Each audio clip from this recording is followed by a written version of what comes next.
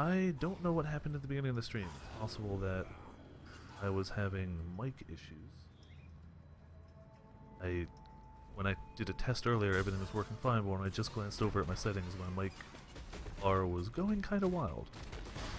Even when I wasn't talking, so I was imagining there's probably some interference. If so, that'll probably get cut out of the final version of this. Now it's showing stream health, so this stream may not be going on for too much longer anyway. To look like maybe this is not the ideal night to be streaming. I'm having technology issues and internet issues. Words, I can use them. I can remember them. Trying to think of solutions to problems while also play and while also talk is not as easy as one might be led to believe. We got them dead.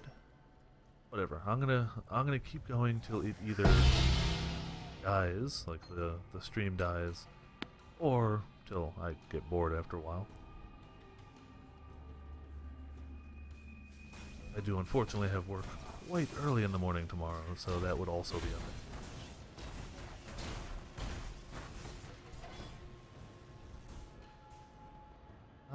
it. Didn't get Jackal. Alright. Onto that. Got a divination card though, and the gambler. I don't know why, for the longest time I haven't been seeing the gamblers.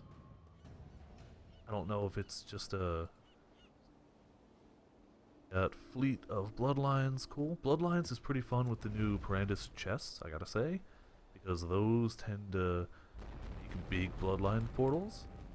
And with a build like this, where I've already got the totems down and burning everything, it's pretty nice.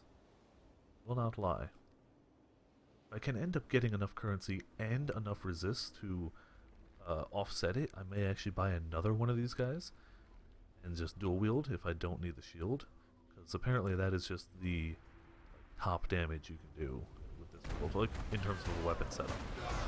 The optimal ideal end game, if you can afford it and if you can get your resist and defensive things elsewhere. Guess that didn't open a portal for Bloodlines. Oh, Bloodlines is different. I was thinking, Bloodlines is just rare monsters have a Bloodlines mod. I was thinking of that other one where you could summon monsters from beyond. Can't remember the name of it off the top of my head. It used to be one of the hardcore leagues. Maybe Beyond is probably the. Yeah. Either way, I was thinking of the wrong one. Bloodlines is not too bad. It's just you get a few more rare magic monsters, and the magic monsters you find. Okay, that could be bad. So I found it the hard way. When you kill things so quickly with righteous fire totems, chests like that say detonate nearby corpses, it pretty much uses Val detonate dead. And since you've already killed half the things in the thing, half the monsters in the box, it explodes all of their corpses simultaneously, so I have discovered that to be a fairly dangerous mod, and I should probably ID these damn things before I pop them. I say as I continue to not do that. No, I should, but I don't. I've also added a Veil Lightning Trap, because apparently that's really good against bosses. I tend to forget to use it, but it's there, and it's still a fairly low level, so it's not exactly flying up there. Level 16, never mind, it gained quite a few levels. And I've got my work in progress power level 1. It's about halfway leveled. I put it there ages ago. I got it as a drop and I was just like, you know what, instead of selling it, let's give it a shot. And it's almost level 2, almost halfway to level 2. And power is a massively low leveling gem, and at level 1 it does nothing. But 2, I don't remember which it is. I think it's either the grants quality to all other gems did with it, or adds a level to them. It's something. It does some noticeably large benefit. But you gotta get it to level 1. Or 2. I think it maxes out at 2. I may use it, I may sell it, because I know that a high level, or even a level 2 in power has gotta be worth something. And if not, then screw it, I'll use it. We'll see. Either way, while I'm playing, I may as well keep it equipped. I don't even think it has like a level requirement or anything. As level 1, yeah. That's it. So even if I were to start another character, I guess I could add it to that character, but probably wouldn't be gaining a lot of experience from a low level character, just a hunch. Either way, it's slowly leveling now, and that's all that matters. And to forget about it, it'll be great that day where I see it like level up and I'm like, oh shit, completely forgot I had it. That will be pretty fun. Oh, yeah, like using end cartographers. I blew all my cartographers yesterday on a Vault of Vitsiri unique map and put up that video. I tried to stream it, but as I said, I was having issues with the program. It just seems to be slightly choppy internet, but that's unfortunately par for the course for me. It's not rare. I think I had a viewer and scared them off because I guess my mic was having issues early on. I may have to cut out the first bits of this video if my mic really was being that bad. May not be the biggest professional YouTuber out there, but I'd like to hold myself to at least some level of quality. So I may have to trim down the beginning of the video. Put in some sort of annotation or something like, hey, mic kicked out, oops, sorry. Plus the missing intro and whatnot.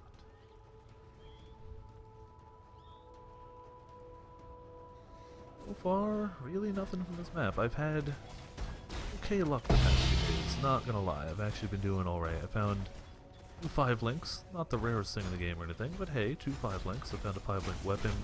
It's not sold in an armor which has. They were just normal, so they only sold for like an elk, but I've only seen a handful of those drop in my days, so even if they're not the most valuable, I'll take it. That amulet was wonderful though. Able to sell something. And I have a bad habit of just not even picking up rares, and had I not picked up an ID to that one, I know I would be, what was it, like 32, 34 chaos shorter than I am now. I'm glad I picked it up. Oh, not too bad for the RNG the past few days. Could always be better, I mean, hey. Nobody's gonna deny that. I don't even actually, what? Tunnel. I don't know the tunnel boss off the top of my head. I'll be using my Quicksilver a little more often than I have been. Ooh, okay, this is one of those Beyond guys.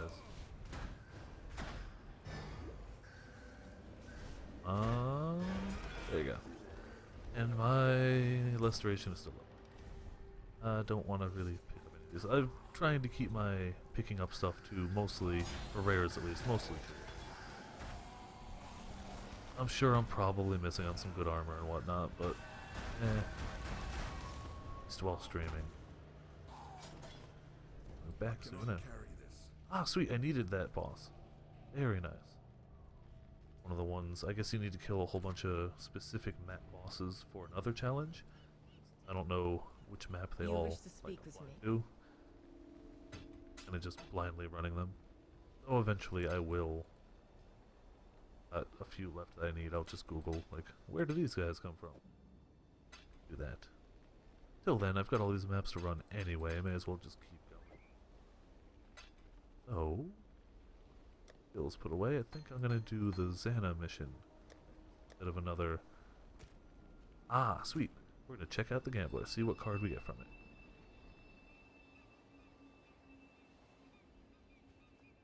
Game video output low. Running on YouTube. Hopefully the stream is going through okay. Mission card, cross your fingers, something rare. The exact opposite of rare. That's fine. That actually may be my third one, if I remember correctly. Oop, second of 3. The great one. It gets you 40 wisdom scrolls. Though admittedly, I did trade wisdom scrolls for chaoses before, so it's not a terrible thing to have. Yeah, let's see what your daily mission is today. And if I can get her level 5, I'll get another challenge complete. I think this might be the one that gets her level 5 too. Exile. At this point. Yeah, this will be level 5. We need to enter and find lodestones. Oh, and a tropical island on top of that? This is going to be a cakewalk. honestly going to be so easy, which is fine. Perfectly fine with easy missions. I've failed some before, so I don't want that to happen. So it's a level 71 tropical island. More magic, more rare monsters, each have nemesis and bloodline. That's it. Okay. That should be fine. We just need to find the load zones, which should be conveniently marked on the map, and touch them. Or how many there are until after we hit the first one, then it should give us a rough, like, hit 1 out of whatever. I do like the Flora's Gift. It will get you a 5-link staff, which if I was a spellcaster would be pretty wonderful. If you're a self-found person and don't like to trade, or if you just kinda like to have your own 5 links for whatever reason, Flora's Gift is a good one. Cast Firestorm, mirrored items, that should be. See? Nope. Scroll Destruction, I think. If that would be okay for the totems. Oh, crit. If not, I'll sell them all. There's our first lodestone to collect. 1 of 10. This map is fairly straightforward. It should not be possible to miss one. Not easily, at least.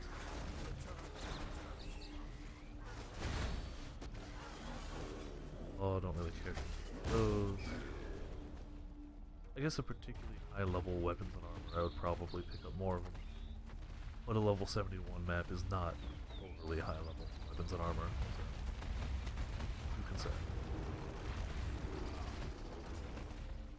That's all you got. Also possible in the upcoming days, nights, that I stream some Stardew Valley. I've been enjoying it. Honestly, the only thing that stopped me from streaming or making videos on it so far is everyone else is doing it. It is a new thing, apparently. I saw Pro Jared play an episode of it and went, oh man, it's like Harvest Moon. So I totally bought it, not realizing that apparently every single person at the same time went, hey look, it's like Harvest Moon, and all bought the game and started streaming it and making videos of it. Bro Jared's doing it, Game Grumps is doing it, Commander Holly is doing it, just everyone. Which is cool, it's a great game, I've really been enjoying it so far. But nobody watches channels like mine for games that everyone is doing, let's be honest here. I know this, I'm not denying it. Not gonna lie to myself. People view my channel for the games that not so many people do, like EDF, and I guess a lot of people do Path of Exile, but not as many as you might. While it's a great game, it is not like the most played game out there. But I'll never have as many views as like OG or ZD, or those are the only two that I know who do videos. I know a bunch of people stream it, like Willy Wonka and others. I also don't play on hardcore, which is one of the big things that people seem to like to watch, is people playing on hardcore, and I can understand why. That adds that element of risk to it. I think, yeah, I'm up to 22 deaths, which clearly would have gotten me kicked out of hardcore, but for me, that's not too terrible. Most of them were stupid, like, Veil area bosses. There's one that does the freaking Rain of Arrows, and it just one-shotted me like 4 times in a row. But since I'm softcore, I was like, screw it, now I'm pissed, I want to kill him. If I was playing hardcore and I just avoided that guy, I'd probably still have died, but drastically less. Probably be at like 5. I'd just been smart enough to go, no, this is the map with that boss on it, I ain't doing it. Not worth a veil, summon skeletons or whatever, or a piece.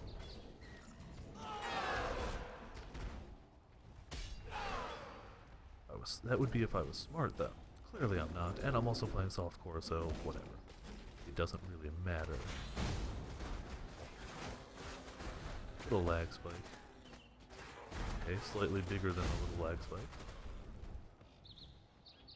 Come on. Circle. Thank you.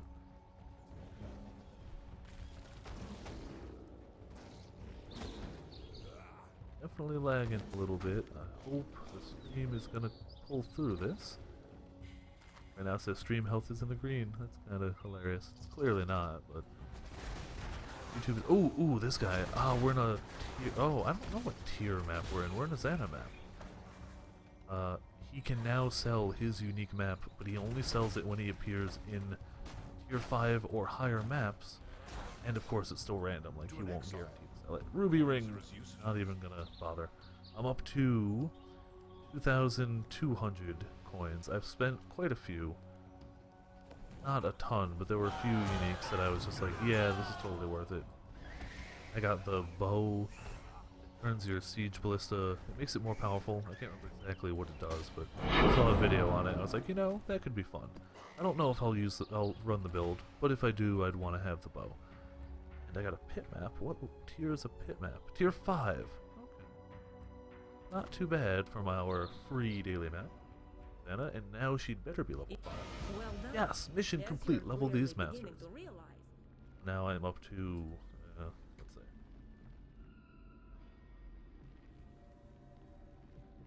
Because I have D&D on, it doesn't even do that. 'Cause I was only going to do that because it would show next to my name how Do many you know challenges I've done. Okay. Items. What has she got today? She's starting to get up to tier 7 maps. Ooh. 2 chaos for tier 7. I do that. Oh, an alchemist. Wisdom. I do have quite a few alchemies right now. Air. Map tier 6 by humanoids, monster damage, poison. Not bad either. 6 chances. I'm not as high on chances. This one I'm definitely going to get for 4 chance. I'll just transmute. Can't remember the name of the orb. The one to add another mod to it. Are going to take torture chamber and the waste pool.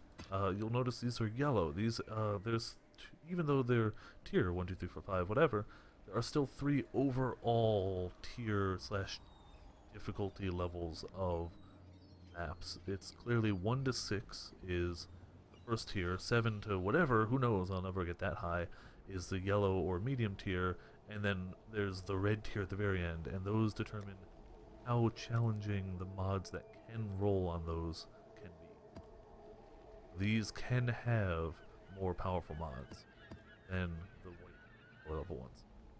Either way, I'm gonna do 1 or 2 of the other ones I've got here first, and then go on to those. I had a superior gem in there, didn't I?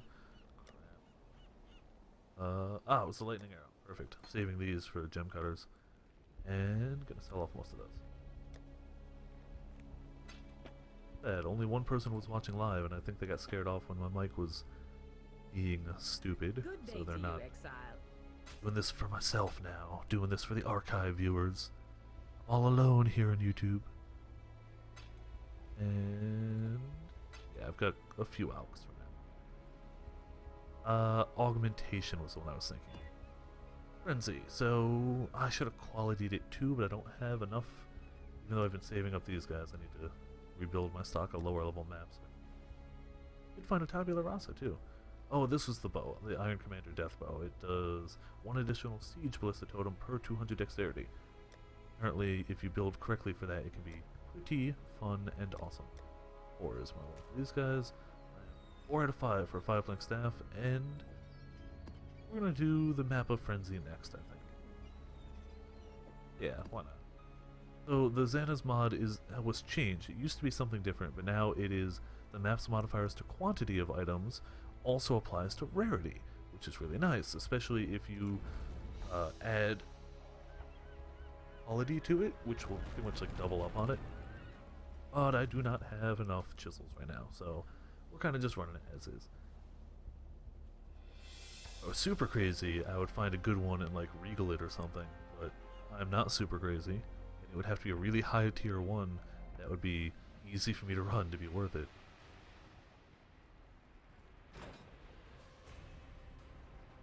I always like this tile set, the whole tower from Act 3. Was kind of like it. That was also my first hideout. If it's Elrond has this tile set, or maybe it's Santa, I can't remember. Now I'm using Haku because he's my highest level guy at the moment, so gotta roll with that. But I always liked this one. Gotta be a freaking romance around here somewhere. Or not. Would be. Oh, alright, screw it. Back out.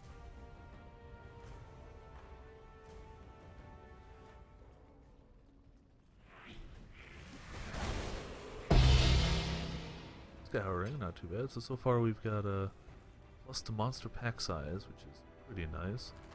Also, not too much quantity and rarity, but enough. Is that... No, this is going to be for Tora, I think her name is. The Huntress. It'll tell me to head over this way when I find her. We'll kill some corrupted monsters and get some free reputation. Or experience, or whatever it's called, I can't recall. Oh, I hate this mod. Oh, I really do. On death, they'll drop these little circles, and while any of them are in a circle, they cannot die. So you have to pull them out of the circles, but they're casters, and it's just like, why do you do this to me, game? Why do you do this? I'm not even going to kill them all off. It's not worth it.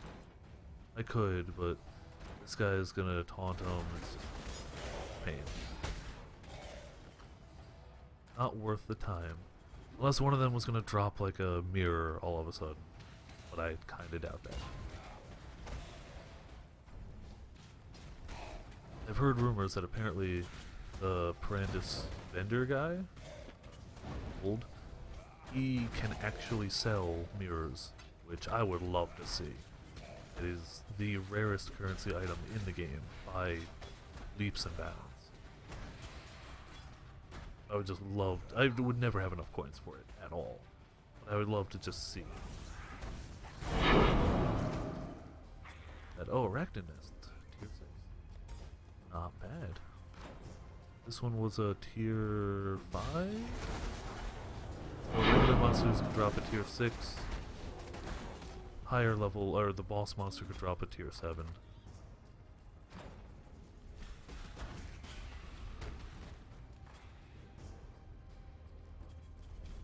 I also have to keep my eyes out for rare maps, because there is a challenge to do certain rare maps as a full clear while they are not identified.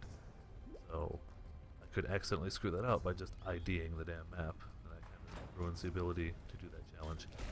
Can't go back and un-ID it. Doesn't quite work that way.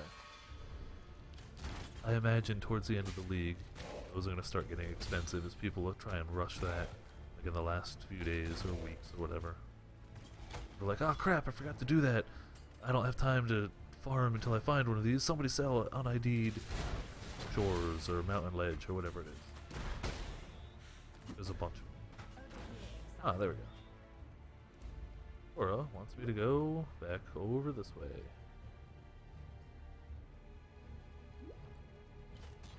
All the way back over. Of course, I didn't know.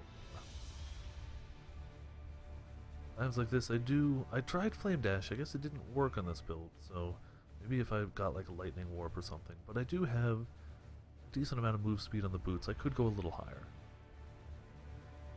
And the Quicksilver is nice, but it runs out really fast. It is perpetual, I think? Yeah, so it gains charges faster, but that doesn't help too much when you're just backtracking like that. So, killing these guys should get me plenty enough charges. Ooh, you gotta go over towards the corrupted guys. Yeah, you go that way. That way. Go that way. Thank you. There. Not as... I was hoping the ghost was gonna actually go into the rare mob, but no such luck.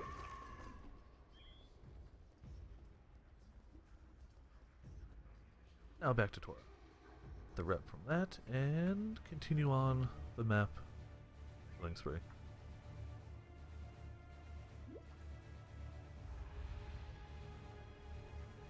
She had to put herself as far from that little area as she could.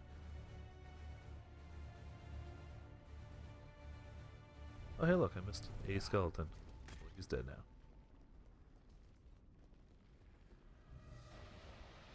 And here we have Tora. A new level? No, still a ways away from that.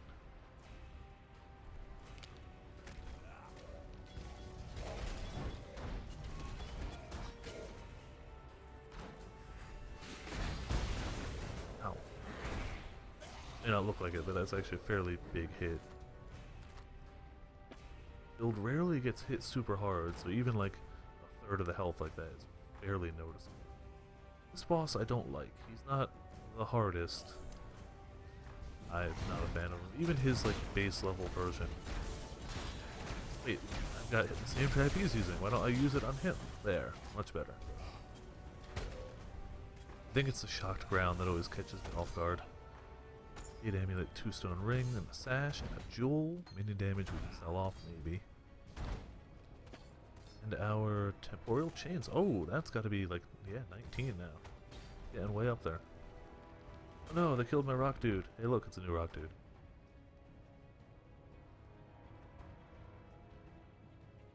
Almost done with this map, and then we got quite a few more to go through actually.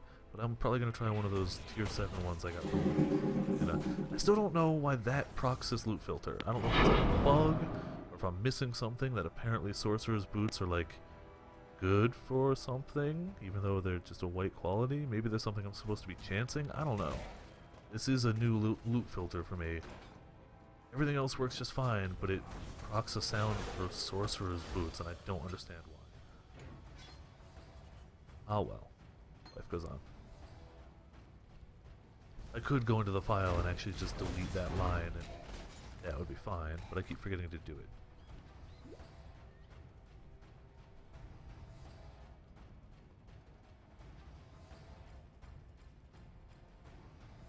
Ah, hey, it looks like Halo Dragon's back. Hello. Yes, more Path of Exile. Lately it's been the game that I've been playing a lot of, so it's the one I'm going to be streaming a lot of and making videos of. Though, I will be branching out into Stardew Valley at some point, and probably going back to, like, EDF and maybe some more Dark Cloud 2. I was doing that for a long while. People seem to like that one as well. My connection's been a bit choppy tonight, so hopefully the stream isn't too bad on the viewing end.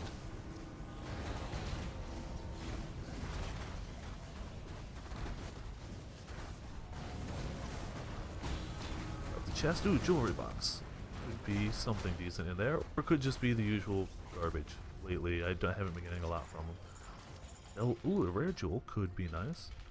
And the rest is just gonna be sitting there. Not even worth picking them up.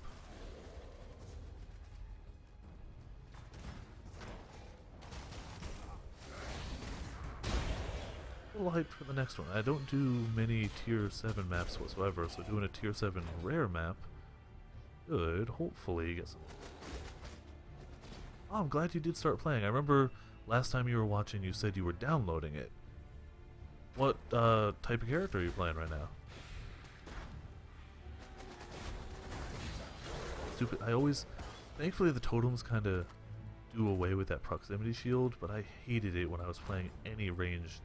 Usually I play like arc builds, and proximity shields just mess me up because you can't hurt them. Gotta walk up next to them and then they run away. Stupid.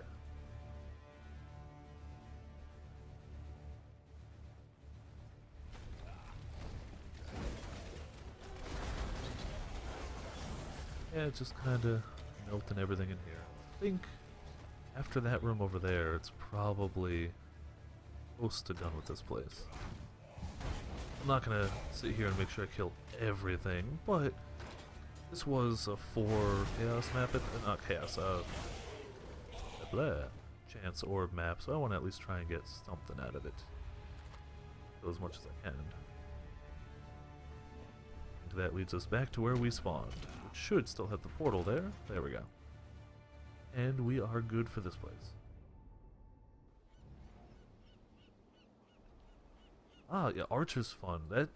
I think Grinding Gear Games put out some statistics that most people's first character is the ranger in this game, like by a large margin. Belt, no, don't care. Belt, life, fire, lightning. It's not tri-resist, but that's not terrible. Oh, hold on to it for now. Life, not much else. Not much else. The jewel. I always sell the jewels to people. And nothing fantastic there either. Pop in the currency, per usual. That one, what was the other jewel? Physical, sword, intelligence. Don't think it'll sell for more than that. Got to sell this to the vendor, and the belt, just gonna put away somewhere so I remember to try and price it later. I don't know exactly what it would be worth. I don't want to spend my time researching that now, when I could just be playing the game. Alright. Good day to you, Almost Exile. done in town. Goes. And that. That. And we're good to go. So the tier 7 ones I put away. I'm gonna try Torture Chamber. Tier 4 goes on the lower maps, Tunnel goes on lower, and Arachnid goes in the higher tab. I've started splitting them just so I can find higher ones easier when I need to. Let's make sure Torture Chamber isn't one of the ones that I need to clear unidentified. It is not, so I can ID it. We're good. So, we're gonna have more magic, more rare. They move faster, attack faster, cast faster, has 2 bosses, and I don't know the Torture Chamber boss. Rare monsters all have nemesis, and magic monsters all have bloodlines. This should be, yeah. Oh, if you're a compulsive looter, this game is, the small inventory is gonna suck, and you're gonna run out of portal scrolls, and you're gonna run out of ID scrolls, guaranteed. It's a problem I had when I started the game, definitely, and it can take a bit of practice / knowledge to get over that. For the longest time, I picked up everything, and it's just like, is this good, is this good, is this good? The problem is, most of the stuff isn't good, and even then, a lot of the stuff isn't good for your class. Damn it, I hate this mod so much. So that's one of the ways I got past it, but that said, if you've got the time, keep going back to town, there's nothing wrong with it. It's just after a while, for me, I felt like I was spending more time sorting through my bags and trying to sell stuff than I was actually playing, so I just kind of try to pick up only rares that seem pretty good. The addition of loot filters helped, because that's pretty much automatically marking, hey, this has the potential to be a good one, whereas that other thing doesn't really. It's just a bad base, it's probably not going to be pretty good. So loot filters do help.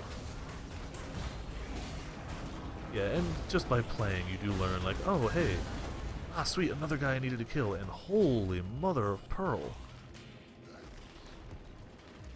Okay, we got some coins here. Still punching me. You need to stop that. Crusader plate, like, I know that's a lower level one, but in theory it could be okay. I'm not gonna pick it up. Oh, that's what it was. I didn't realize I had clicked on the actual chest. I had thought that the boss guy dropped all those coins. I'd get more from the chest. That would have been nice. Alas, no such luck.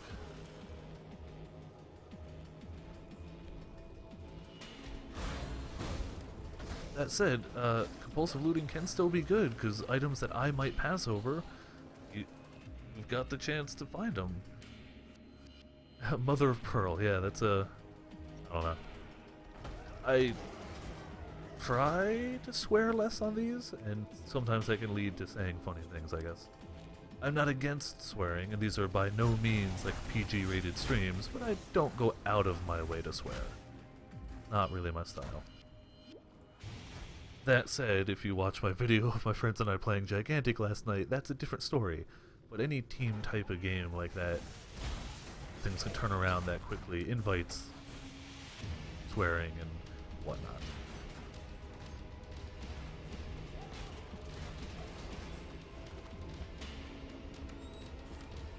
Oh, so far, not as much loot from this map as I was kind of hoping. Considering it's got number 60. The numbers aren't great actually. I guess because the mods aren't super dangerous. Still, I can leave here with another tier 7 map, or tier 8 would be even better. Tier 9 would be.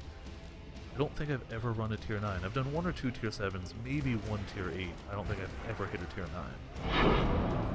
Oh, I would like that. Villa, yeah, I've done a few of those. 5's okay. If I can keep my map pool at least steady in the 5 to 6 range, that would be ideal for me right now. If not, hey, I'll go lower, but I'm trying to do the hit level 90 challenge So I do need to do higher level maps. Even this one at tier 7 is only 74, so I am getting quite a bit of reduced experience from it. But I'm fairly certain I couldn't handle a really high level map, and I think they're fairly expensive. Just getting maps that high level and maintaining that map pool is not easy.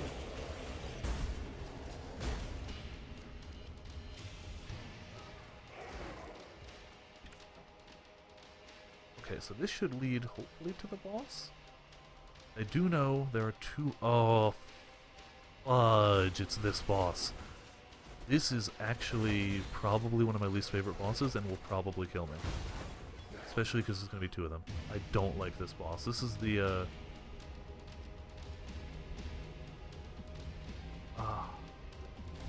oh, and one of them's possessed. Oh, as you can see, this boss shoots a death laser at you. It is unavoidable other than breaking line of sight. Breaking line of sight with these pillars will do it, which is good. They also drop these teleporting totems, which are a fun thing to do yourself. If you have a spell totem and a lightning warp gem, I would recommend using them yourself, because they're a lot of fun. Ow, ow, ow, ow, ow, ow, ow. But they leave shocked ground. When you're standing in shocked ground, you take a ton of damage, son of... I don't think I'm killing these... but that one's possessed and it'll drop such good loot. Okay. I'm willing to take one more death on them to give it a shot. If I die one more time, I won't be killing the bosses, because I was fairly close to leveling and I don't want to lose all of that. It's a lot of experience to go down the drain. I'll be willing to take one more hit. If I die one more time... What? I want to try it. High level boss... all these mods on it, and a ghost possessing it, that it could be good. If there's any of the terms that you don't know what they mean, feel free to ask. I'll do the best I can to be like, oh hey, it's this or that. I know it's on a bit of a delay, so when you ask, I'll respond immediately, but then you won't hear it for a while because there's a delay and all that. But I'll at least try. There's a lot of terminology. You kind of just pick up on it after a while, though. Either by being in general trat. General trat, that's a word. Trat, definitely a real word. Did not just make that up. General chat, or forums, or subreddit, or just by playing the game. And a few lag bumps. Moment? Is probably pretty funny for people who watch these archives. Like, who is he talking to? I don't get it. See, that's why people should be watching these live, so that they could also join in the chat. Or I will eventually find a way to show that chat in the video, but I don't really know how to do that without recording a second monitor, which seems a bit... especially since people should clearly just be watching live.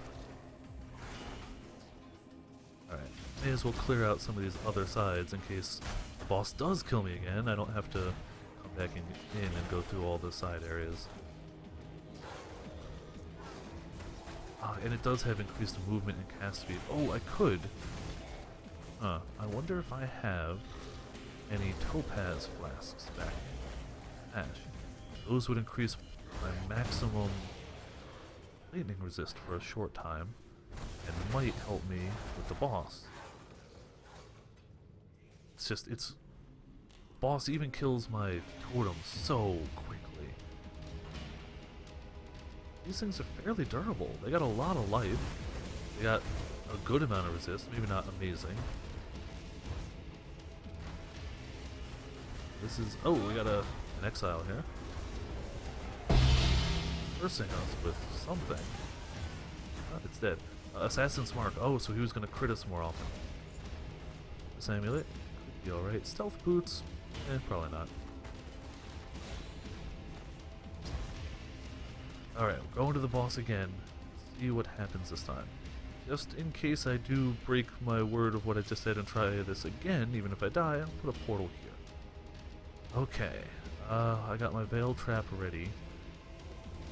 Even if I only kill one of the bosses, I would gladly just go in and grab the... Oh! Ho, ho! Okay, killed one of them and they dropped... Ooh, Platinum Chris. I don't know if that's any good or not. Honestly, I have no idea. I'm grabbing that one way or the other, though. Okay, so my traps are ready again. that hit the boss. Maybe I can...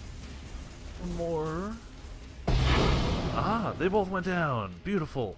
Now I'm actually going to take a moment to look at some of this loot. Conjurer's boots, those are highlighted, so they're probably higher level something? I don't know. Definitely want the Veil Orb. Those you always kind of want. Strand is tier 6. I was really hoping for higher from these guys. Oh, Wisdom, of course. May as well pick those up. And you know what? We'll take these.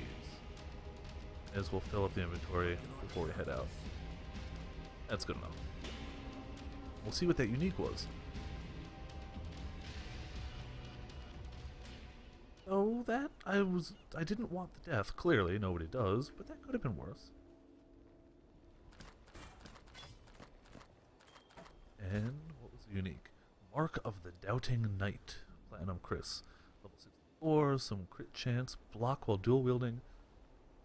Its damage reduced attack speed. Next to all elemental resist. Melee critical strikes have a chance to cause bleeding and poison. I betcha. Okay, do you know what? We're checking that. Clearly a thing I now do. I check the prices of things while I'm streaming. We have a Mark of the Doubting Knight Platinum Chris. It's apparently, at the lower end, worth one alteration. It's worth nothing. It's absolutely nothing. Ah, that's a shame. It sounds cool. Either way, I'm gonna put it up for 2. I'll hope to get double the value. I do that. That's a bit of a shame. I was hoping for higher. You are a welcome sight. Whatever. Let's see. So that is not good. That is not good. That is... Oop. Negative. Nada. Ooh.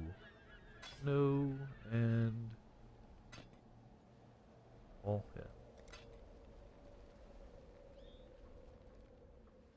We got another chisel, slowly rebuilding that. 9 Val Orbs. I really want to use it on something for science. What do we got? What do we got that won't... oh, should I... I could do science on the tabula rasa, but that seems a bit much. I have that I could use it on. I wouldn't mind if it did something terrible. We're gonna try the Karuri. I can never pronounce it right. The amulet. We're gonna see if that'll give it a better than dexterity implicit. Nope, turned it into a rare. Well, GG. Science failed me. The Veil Orbs will corrupt an item, making it impossible to use any further currency on it, but they can do really fun things to them, or they can ruin the item. In this case, it ruined the item for me. But it was an item that wasn't worth much to begin with, so I miss it. What? No, we can't use it on flasks. I have something else to try.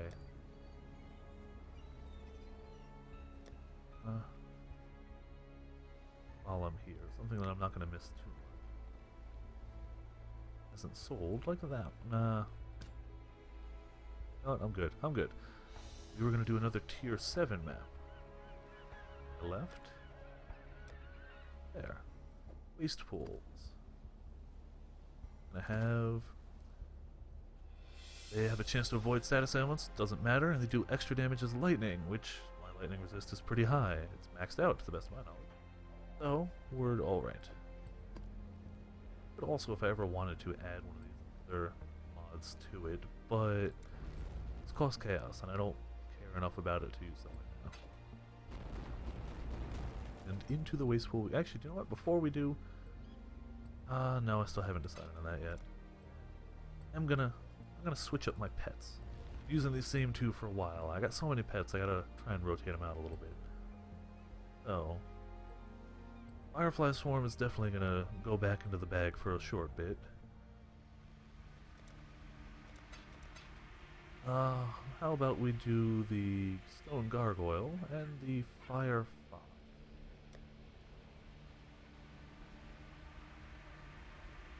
Why don't we go double gargoyles? Yeah, there we go. Double gargoyles. That's what we're gonna run. Just because. Flame Surge, superior 10%. I will take the 10%. And ow, things in here are actually hitting me. I think it's because they were doing chaos damage, which goes pretty much straight through most of my resist. Yeah, minus 40% chaos resist, which is not as bad as it could be, honestly. Ooh, gem cutters. Ooh, ooh, ooh. Okay, I'm gonna alk that. In fact, you know what? I'm gonna go really crazy. I'm going to alk it and veil it. We're gonna see what pops out of this sucker. Watch it be absolutely nothing, but we're gonna try. Okay, well, totem's down. I'm gonna pop the portal further away so I don't accidentally click it. There we go. Totem's down again. Hopefully, this has got something nice in it.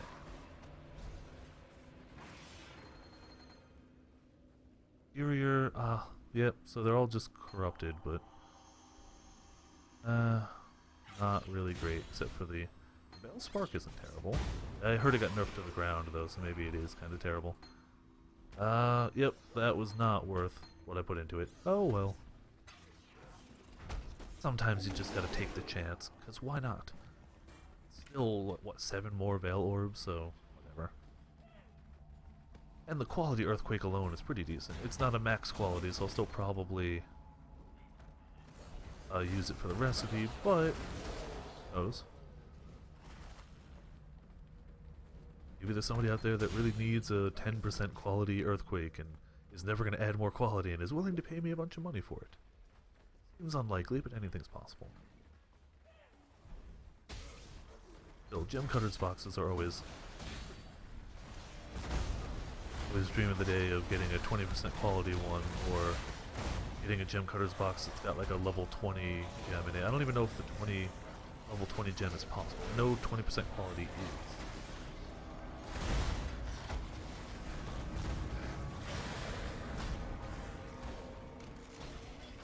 What do we got? 15, 17 coins. That's it. Really? Alright. I guess that's a payback for earlier when the chest gave me like 50.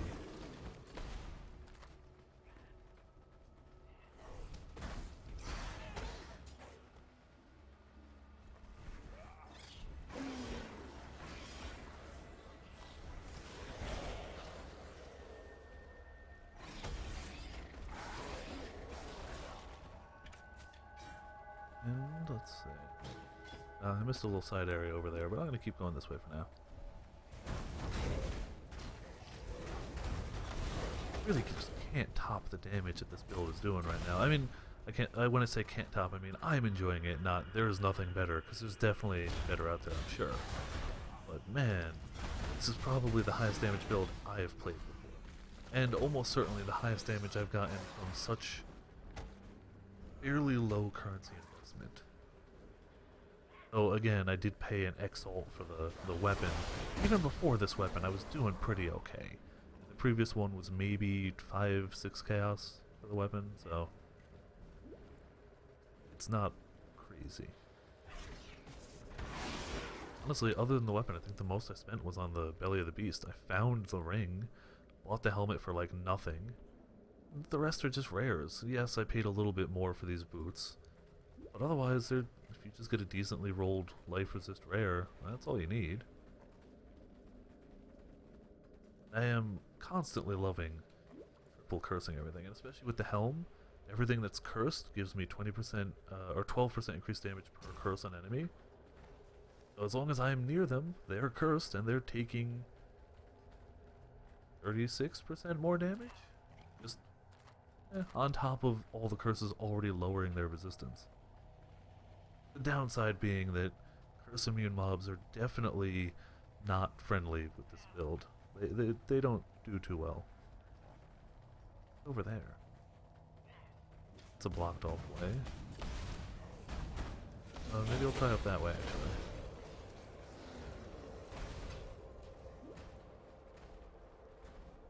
Did I end or did I just not go up here? I just didn't go up there. There we go. Okay. It can be tough sometimes. The dead ends can look like it's the same thing. Ooh, yes! Unique map. We're running that next. That is coming up. Definitely gonna run that. I think that's Maelstrom of Chaos. Not the hardest map, but I'll always take a unique map. And I know there's a Steam achievement, which I've never gotten, called Dream Within a Dream, that requires you to get a unique map to drop while running a unique map. So this would be great if that happened. The likelihood is slim, especially because I don't have enough to quality it more than like a few percent. But I'm gonna get as much quality on it as I can and run that bad boy. I will pick these up. We're towards the end of this anyway. No, we still got a little down there. I don't want to leave it too preemptively. It's blocked off. And when we get out of here, I'll ID that map. It should, to the best of my recollection, be Maelstrom of Chaos, but maybe they added one, or maybe my memory is just wrong, so we'll see.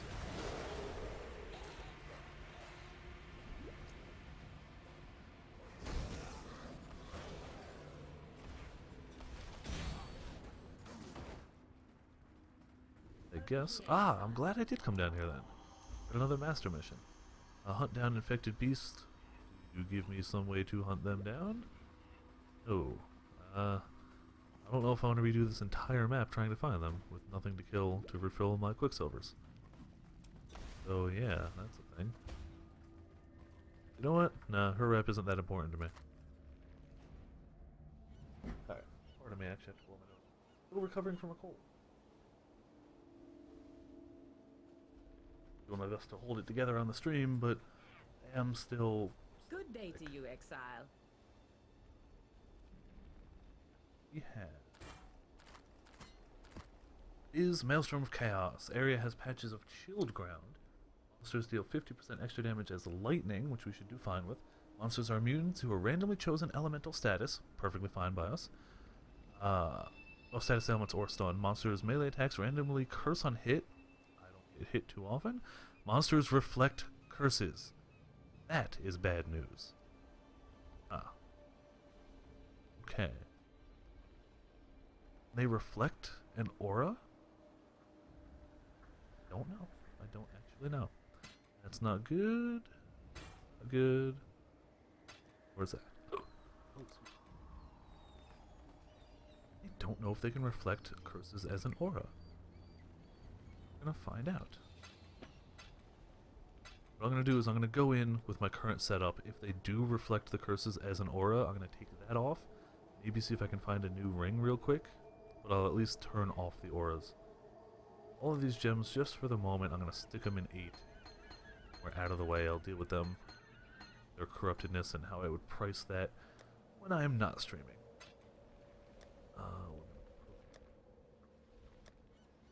Here. And these guys here. Also, how many low-level maps do I have? 1, 2, 3, at least do a few. So if you take any of these types of weapon, gavel, rockbreaker, whichever, if you quality them up to 20%, make them magic, and sell them with a random map, you get another chisel. So you get quality, quality, quality, quality, and magic. Oh, I'm using the wrong item. Okay. One more low-level map that I'm not going to need.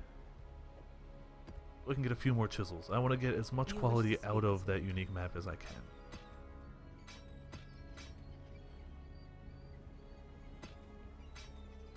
That's 4. Let's see if I can do 4 more. That would help. 1, 2, 3, 4. It's those 4. 2, 3, 4. And you always quality it before you magic it. It takes more whetstones to give it quality when they're magic than it does when they're normal. So you always got to do it in that order. You wish to speak with me. I almost made that mistake a second ago. 2, 3, 4 more chisels. Can I do one more? Yeah, we'll get that last one. I'll get as much as I can. And these have been filling up my stash for a while anyway, so it's good to get them out of here. Okay, How may get I this be of as much as possible. All I can do right now, I guess I could go online and look on the store for more chisels, but I'm not going to do that. What chisels do is they add quality to the maps. They're kind of like the whetstones that add quality to weapons, or armor scrap that add quality to armor. But these are exclusively for maps, and since the endgame of this game is mostly maps, they tend to be pretty valuable. I think it's like 2 chisels per chaos. They're expensive. But it's the only way to add quality. Because I added quality, it added more rarity and item quantity, so I'm going to get a lot more out of this map than I would if it wasn't quality, in terms of item drops. That's my hope, and I'm really, really hoping these curses don't get reflected. We are going to find out, though.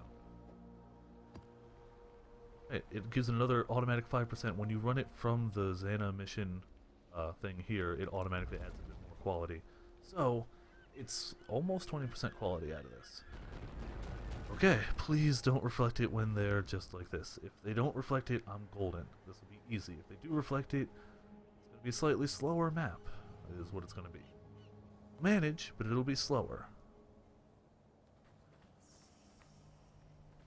And my buff's up there. Looks like it does not reflect that. Beautiful! This is cake then. Okay, I was really worried. I also like how you get the whispers like you do in the Mervale area at the end of Act 1. I think we get the little specters of Mervale around too. Got a nice ambiance. And I think it had, what, 233% increased rarity and 62% increased quantity?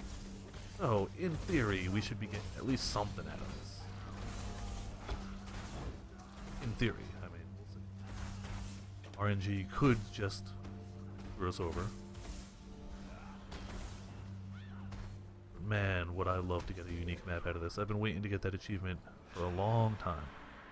But I rarely run unique maps, because usually by the time I get to endgame, I'm distracted and running a new character. And this should get us some decent experience too. I think it's only level 69, never mind. I don't think we're going to be getting a level from this. Ah well. So I am going to have to start picking up those rock breakers again. I hadn't for a while because my stash was filling up. Now I've got a bit of room for them. I gotta keep my eyes open for those guys too. Thankfully the loot filter helps with that. And it marks those guys off. Ah! One unique already. I think I already have one of these, and I don't think it's that great. But we'll see in a second. When I'm safe, I'll ID it. I'm not going to wait till the absolute end to ID all of them. So hopefully I'll get more than one. That would be ideal. Already got a superior gem too, which quantity or quality doesn't affect. That was just random luck that we happen to get a superior gem.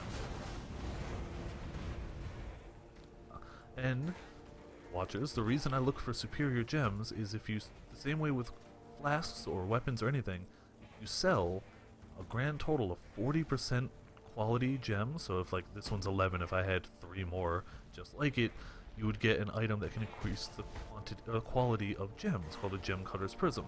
Also fairly rare, and they only increase the quality by like 1% each, so it takes a ton of them to level up to quantity a gem up to its max, which is 20%.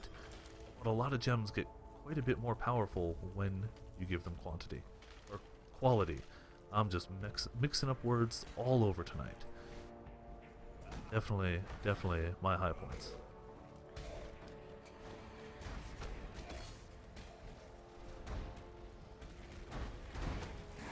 I'm so glad that they can't reflect the blasphemy curses.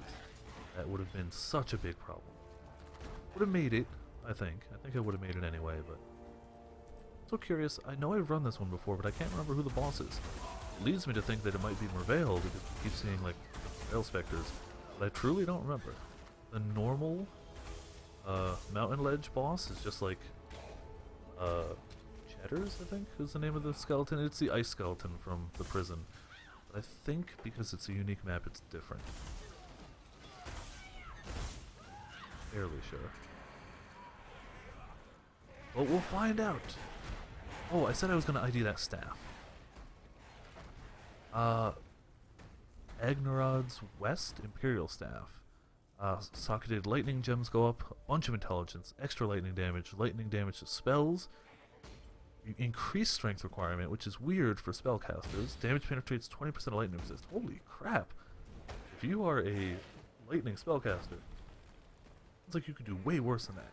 In fact, you know what? I'm gonna look it up. I'll in the middle of a unique map, because why not?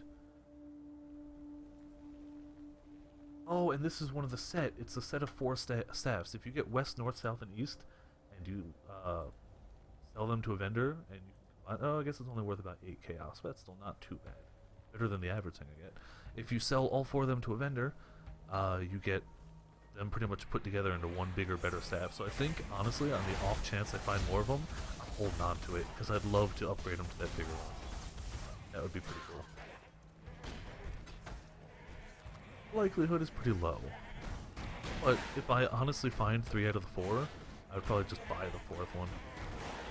If they're only about 8 chaos, hey look, a chaos each, then it wouldn't hurt the bank too much. Sorcerer's Boots, still don't get it. I have no idea why this loot filter decided Sorcerer's Boots, those are awesome, they need to play sound. It's just a conundrum, it's a mystery. Come on, burn to death. And do we have anything to make this? There we go. Why not? And 7 additional items, and with the amount of rarity we're getting from this map, that could be pretty cool. Or it could be garbage. I mean, that's always a possibility. Hey look, garbage. Not even, yeah, just a bunch of nothing. Aha, this would be the way to the boss, I assume. Oh, okay, it's not actually something I have to click on, I just walk through. That is not. Just in case, we're opening a portal. Yep, definitely Mervale. With chilled ground, which is a... can make avoiding some of her attacks a little harder. If you haven't gotten to the end of Act 1, this is the Act 1 boss here. It's only a slightly different fight because it's harder, because it's like high-level map version, but it's the same end boss. If you have cold resist, you can stand out of her. I summon coldy stuff. I think it actually goes to phase 2 here too. Okay, yeah, that's the second phase of Mervale. It was even easier actually. The hard part is phase 1. Phase 2, as long as you don't stand in the big things that they summon, those things, you're fine. And drop a bunch of loot. Okay, channel tier 2. Oh, that hurts. Rustic Sash. Yeah, so you're probably not at the end of Act 1 yet, but that was the end of Act 1 fight, just sped up because these totems do godly amounts of damage. It is a tough fight, so like if you die there, don't feel bad. My first few characters, even current characters, if I try and push it too fast and I don't level or prepare in any way, or pick up enough gear to actually like be better, I die to Mervale a lot. But if you just keep your eye open for sapphire rings, even if they're like no other stat, they increase your cold resist, and that increases your ability to like withstand her attacks. One thing I would definitely recommend, especially for a newer player, do not ignore life and defensive nodes on the passive tree. Those are very important. If you go only for damage nodes, you will never make it far into the game. You'll be really good at killing 1 or 2 things, and then you'll get one-shotted. Oh, there is actually a build that works with that. There's a build that has a really powered up version of the cast on death gem. So everything linked to it you cast when you die, and it just has all these super powerful spells with extra area. So it pretty much it suicides.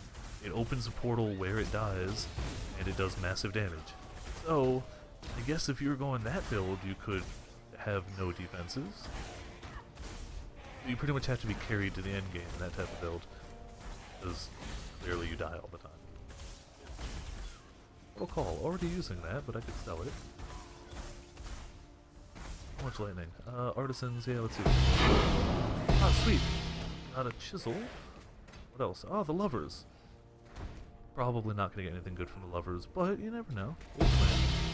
Another chisel. Okay, so we got a few chisels back. Not as many as we put in.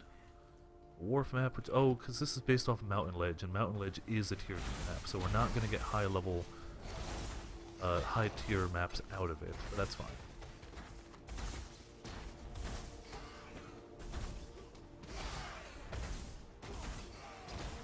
Got a few chaos, oh, we got a few chisels, and we did get the chaos orb.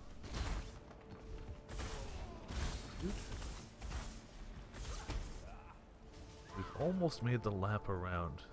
Mountain Ledge maps are a big circle. Normally the boss is around the outside. I guess for the unique one, she's in the center. But once we complete the full circuit, that should be the end of it. We can go back to, again, Sorcerer's Boots. I'll never know.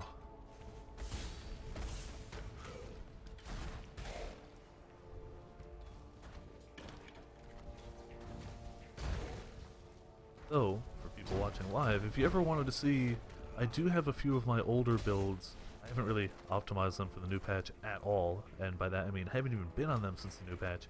If you wanted to see other builds, I do have, I've got a low-level base breaker. I've got, I think, a explosive arrow scion, which is a ton of fun. Explosive arrow is a blast. Pun intended. I can't even remember what else I got. And it looks like that's the end of this map.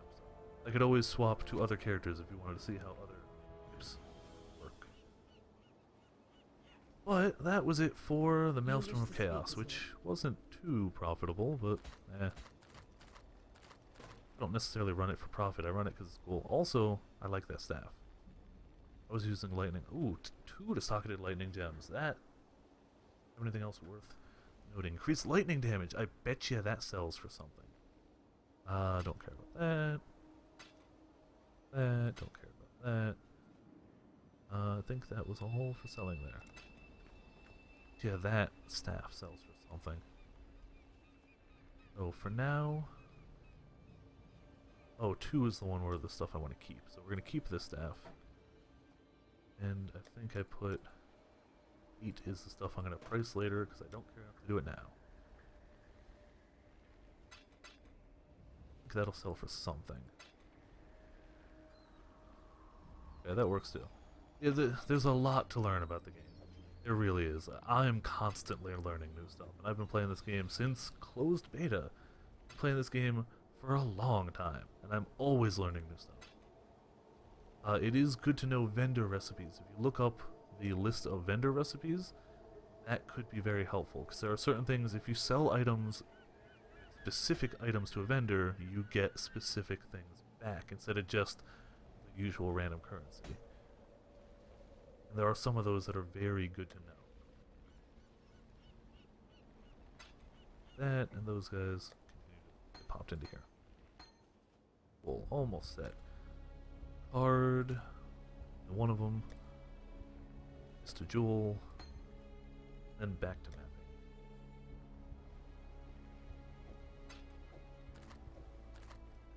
2 and 2. Those are just going in our throwaway stash. We're gonna do some of our 4s. I gotta get some of those 4s out of here. They're not high level, but I'm hoping to get some 5s out of them. This monster variety, and they take reduced damage from crits. I don't crit, so whatever. Oh, it's worth mentioning. I mentioned it on my Twitter, and I'm going to post about it on my Facebook page. But I did just order a modded 3DS, modded in the sense of I can actually record straight from the device. It has a USB output for video. So, coming up, I will be able to do 3DS games without just tying a camera to my 3DS, which is something I never want to do. The main reason for this is because they did announce Monster Hunter Generations for the United States coming out in summer, and I really want that game, and I will be playing it, I'll be streaming it, I'll be doing videos of it. I'm gonna suck at it, but I love Monster Hunter. There also may be some other games. I don't know what else I have on the 3DS that people would want to watch me play, but we'll see. I've got a few games.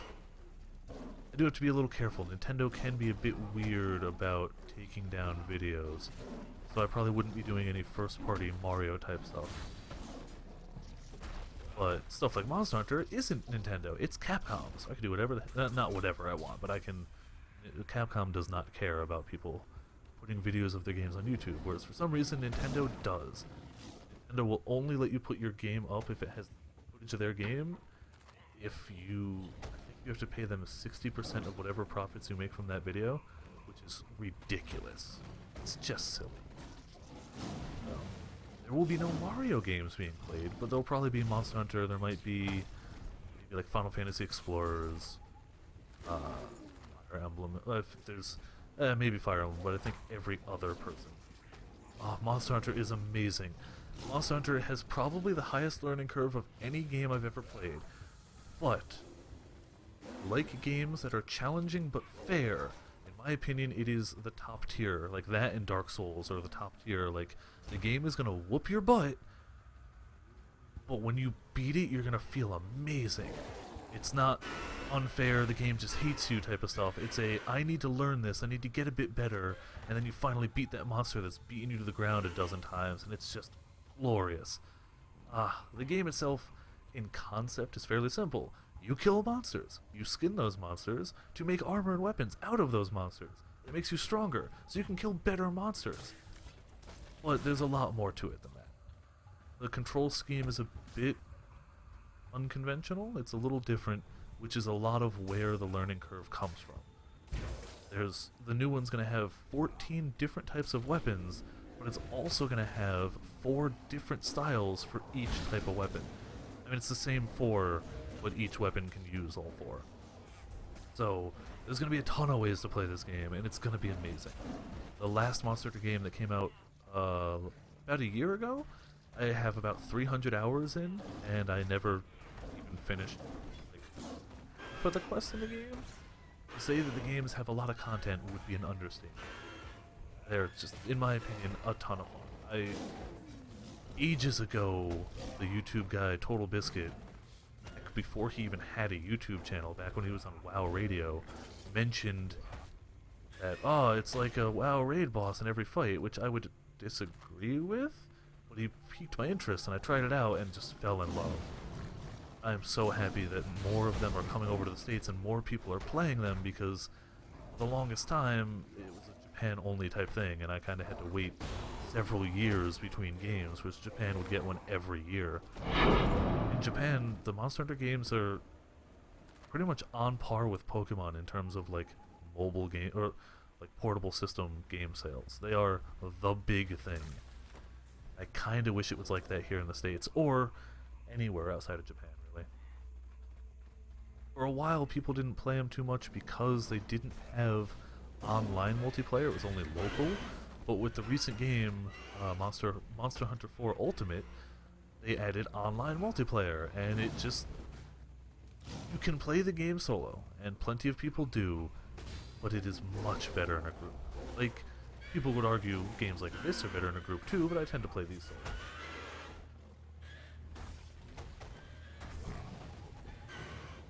Monster Hunter is not a Wii U game. It's primarily, at this point, a 3DS game, oddly enough. There is a Wii U version, but it's really just a slightly higher def version of the 3DS game, and I think it looks better on the Wii U, not gonna lie, but it plays better on the 3DS. And that's Monster Hunter Tri, which is the older version. If you were gonna start Monster Hunter, you either get the newer Monster Hunter 4 Ultimate, which came out last year, because it made so many improvements to the game, or wait for the summer and get Monster Hunter Generations, because that's going to make even more improvements on top of it. The game's been out in Japan for several months, and everyone who's played it is just like, this is the most fun I've had in a Monster Hunter game. This is the best so far. So I am waiting for Monster Hunter Generations. It's called Monster Hunter Cross in Japan. Oh, wow. That had a bunch of skill gems in it. Yeah, if you don't already have a 3DS, see, I would get a new 3DS for it, but I'm clearly an already established big fan, so I can understand other people not wanting. These are already experienced gems. Pretty nice. I can see other people not wanting to spend the money on a system just on the chance they may enjoy a game. I understand it. But if you ever find yourself with a 3DS, you should at least look into Monster Hunter. Or if you have a PSP, there is a PSP Monster Hunter game. Or if you have a Wii or a Wii U, there's those too. but lately, pretty much a 3DS exclusive. All the new ones, at least. Either way, I am excited. And I was so excited that I bought a modded 3DS, which is not inexpensive at all. In fact, I probably shouldn't have spent that much money on it, but I have no regrets. I probably will when I have to eat mac and cheese for a month, but at least I'll be able to stream Monster Hunter, and it will be worth it. Honestly, it's hard to say how excited I am for that game. I did not think it was even going to come to the States at all. It was out in Japan for like 4 months, and there was no word at all until the Nintendo Direct a week and a half ago, I think, where they're like, oh yeah, by the way, it's coming out in the summer. It's called Monster Hunter Generations now. And I just lost my mind. It's just so excited.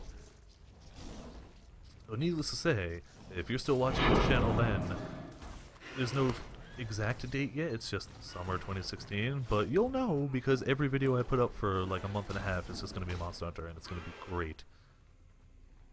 There will be a lot of it. It won't be the only thing I play for the channel, but it's going to be a lot of it. I think I've almost filled out this map though. I think I did an entire map's worth of talking about Monster Hunter. That's totally not like me at all. I would never enjoy Monster Hunter and talk about it a lot. I think I actually did all of this map, so we'll pick up that portal scroll and immediately use it. Get the hell out of that area. We did get that unique jewel.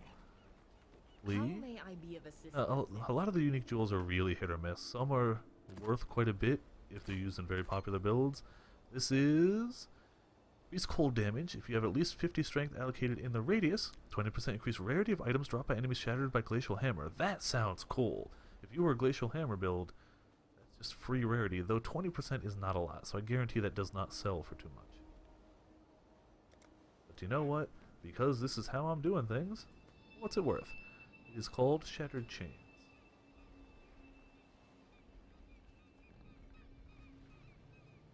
And PoE.trade says it is worth 1 alteration orb, i.e. nothing. But hey, I kind of figured that when I saw it. More gems I'm going to have to sort through later. Some of them had quality, all of them have experience. I don't really know how to price those. I'll take a look at it later. Well, I'll gladly look up singular uniques in the middle of streaming. I don't want to sit here for 10 minutes and be like, what is the exact price of this item? EDF is another one of those games, like you just said. I never, like, if I had found out about it when it was in Japan instead of already finding out about it when it was here, I would never expect that to make it to the States. That is such a niche type of game. So happy that it got released. There's actually a portable one now too. Yeah, I've heard definitely Australia is not the place to be if you want fast released games and all the games. That's definitely, I've heard Australia and oddly enough Canada are not priority places that get games quickly. Australia, I get it, kinda. I guess you're a little out of the way. Canada, I don't really get. I don't get why Canada, especially when they're that close to the United States, which gets things fairly quickly. You're not like the same day the Japanese people get it, but fairly quickly. Like, I think Dark Souls 3 comes out next week in Japan, and then 2 weeks later we get it here in the United States, so that's not that much of a wait. I wish it was the same day, of course, but I can wait a week or two. That will be another game I am fairly hyped for. I very much enjoy the Souls series games, which includes Bloodborne, because it's pretty much a Souls game. All but name, it's a Souls game. I'm terrible at them. I am really bad at those games. Doesn't stop me from enjoying it, though. But I probably won't be doing extensive videos on those because I'm terrible. I'll probably stream them a little bit. Maybe, we'll see. Well, yeah, I have heard Australia also gets censored pretty badly. I remember, I think Left 4 Dead 2, there was a huge controversy about how hard it was censored in Australia and or didn't even make it there. Just weird, because as far as like games go, that is not the most offensive out there. Not to say it's kid friendly, but there's way worse than Left 4 Dead out there.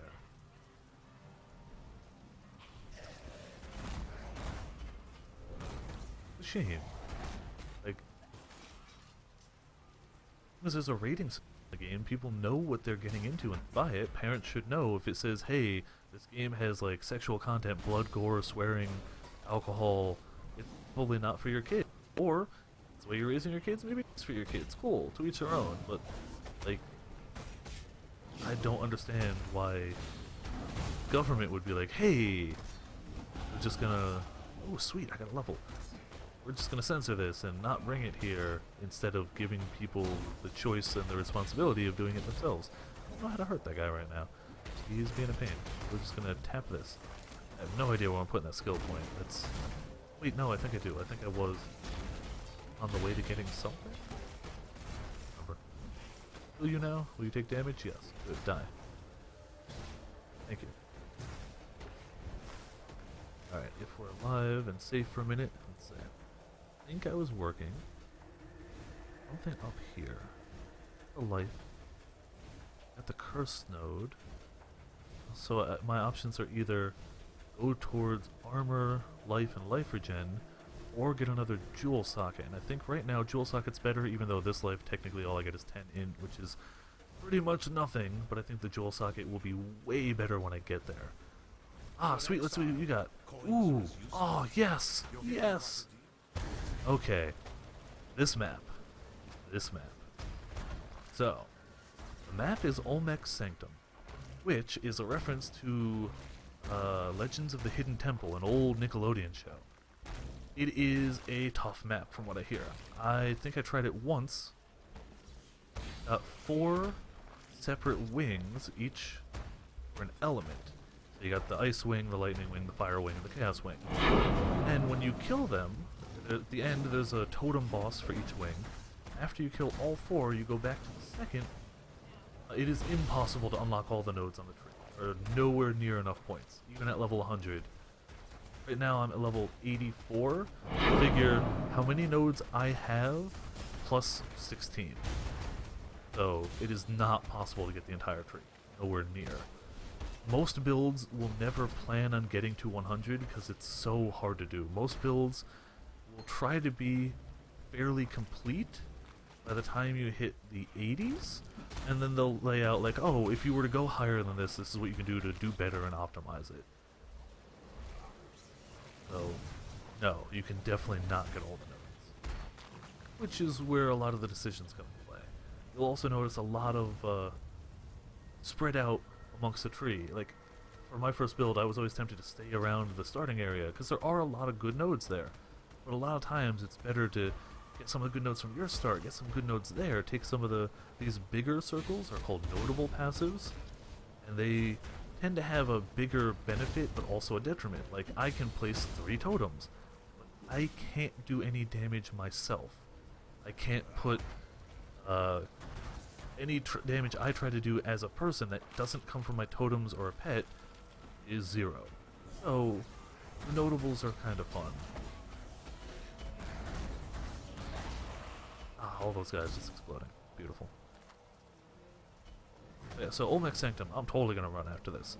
I'm pretty sure I'm out of chisels to quality. I think I got the 1 or 2. Ooh, Gemcutter's Prism. Or Promise. Ah. Ooh. I like that. If I get 3 of those, it gets me a quality 20% gem. That would already be awesome.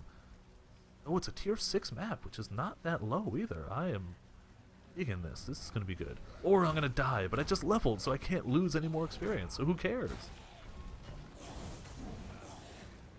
We'll get my 6 portal lives, essentially, but that's enough for me. I hope. Yeah, and this build is fairly safe enough. I think I might be able to do it.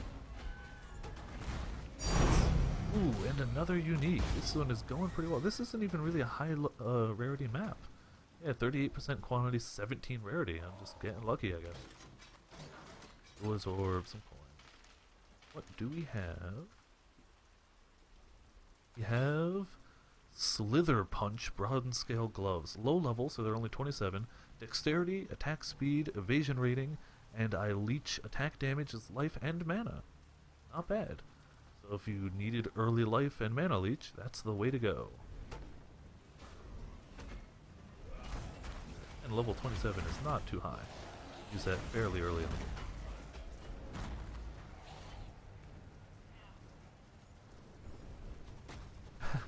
See, you can take full credit for me getting good luck. It's a well-known thing, streamer RNG. Well-known. Streamers just have better luck. I never knew this until people started watching my streams, and then I get... I mean, again, Olmec Sanctum is probably... I'm gonna look it up just in case. I don't think it's like a super expensive map, but it's rare for me to find one. I'll take it. Just out of curiosity. I'm not gonna sell it. I'm definitely gonna run it. Olmec Sanctum Conservatory map is worth about 5 chaos, which is actually more than I thought it would be. Amulet we definitely want. We'll take the gloves to see if they're any good. We'll do a quick pass back on the top area. I don't think we missed anything. This is a fairly straightforward map type. Hard to miss many mobs here. Oh, and we gotta see what the gloves are worth, because again, Slither Punch. Those sound like they're probably only worth like an Alka. Or not an Alka. They are worth 1 alteration orb, so not much. Good day to you, Oh, excuse me. They that vote for this? No. And also negative. Did get that card, and I think that's my second of those cards. So oh, it's my first one. If I get 2 more though, an instant 20 quality gem is really nice. Again, since it takes 1 gem cutter's prism to get 1% quality on a gem, a full 20% quality gem right off the bat is already worth at least those prisms, in theory.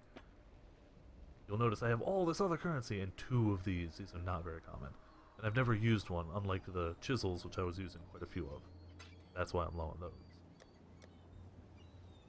those. That's a quality there. Bladefall. I kind of want to make a Bladefall build, but I hear that they're pretty much the flavor of the month. I'm going to put this in 2. Nice. And do Olmec Sanctum. I have nothing to lose for experience. 2. It does drop 155% quantity, 50% more monster life, 40% increase damage. Final boss drops higher level items. Ah, that's handy too. You know what? Just to make this one special, we're going to use a different portal type. What am I going to use? We're going to use my good old favorite, the Warrior's Assault. I love this portal type. And can't add any of those. Alright, Olmec Sanctum coming up. Let's see what we get. On game, bring it on. There we go. I like these portals. I use these pretty much all the time. I've just been trying out the new Ascendant portal type because I paid money for it. I may as well try it.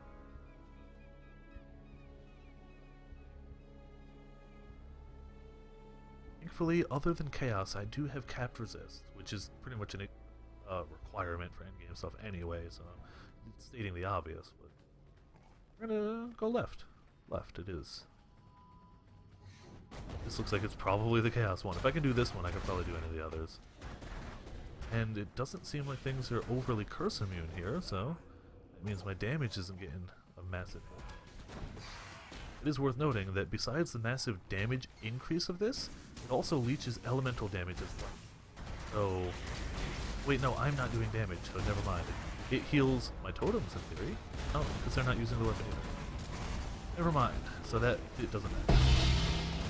Yeah, hopefully good loot is an understatement. I got my fingers crossed here. We already got a 5-link crypt armor up there. Sweet. That's only probably worth about an alchemy, but that's still fine. Well, that's why there's so many monsters. There were 2 chests next to each other. Breath, one of the bosses is going to use that against me.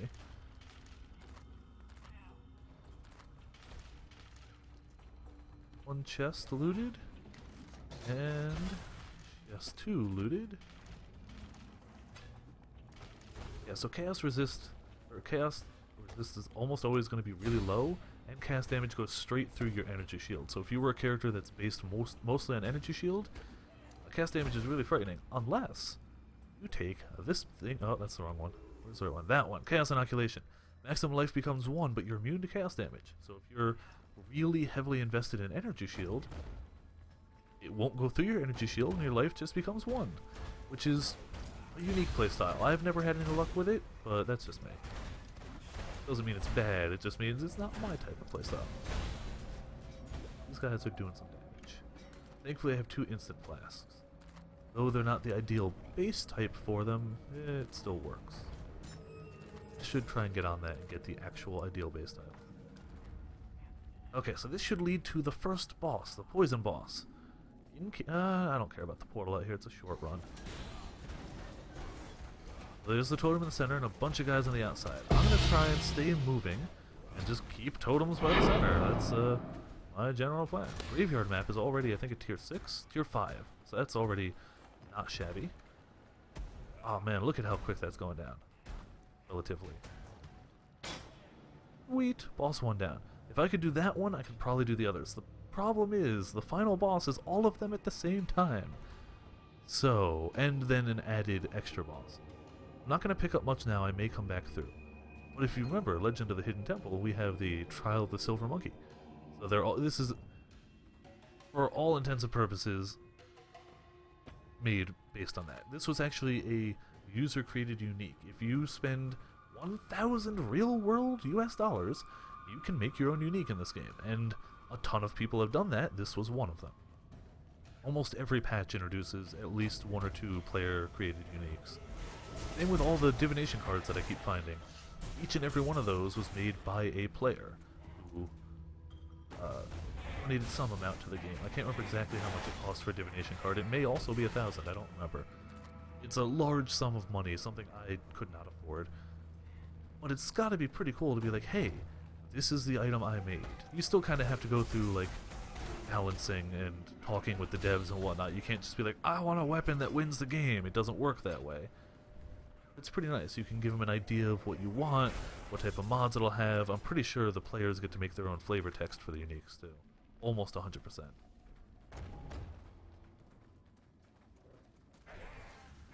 Yeah, if I can make it through the final boss of this, I'm really hoping the loot that it drops.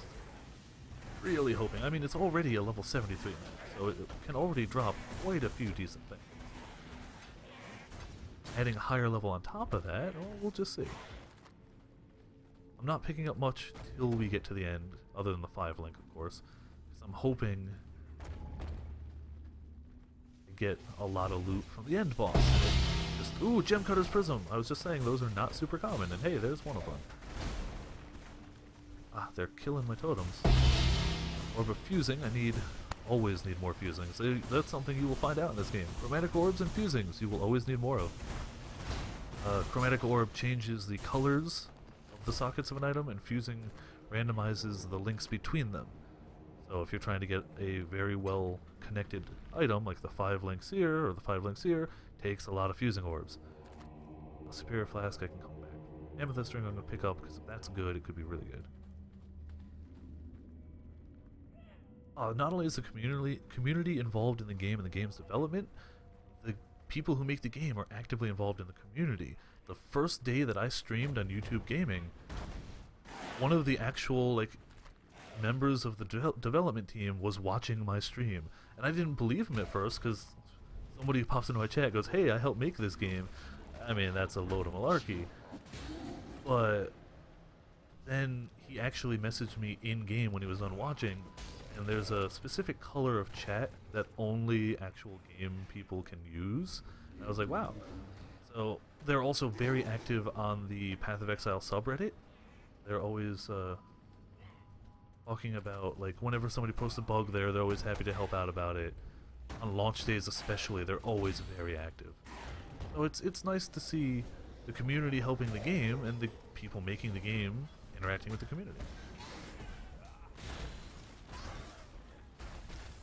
There's also, I think it's called Hall of Grandmasters. It's another thing where if you pay a large amount of money, they make a copy of your character, and it's a unique map that's just got all these characters that paid a bit extra money to be forever immortalized in that map.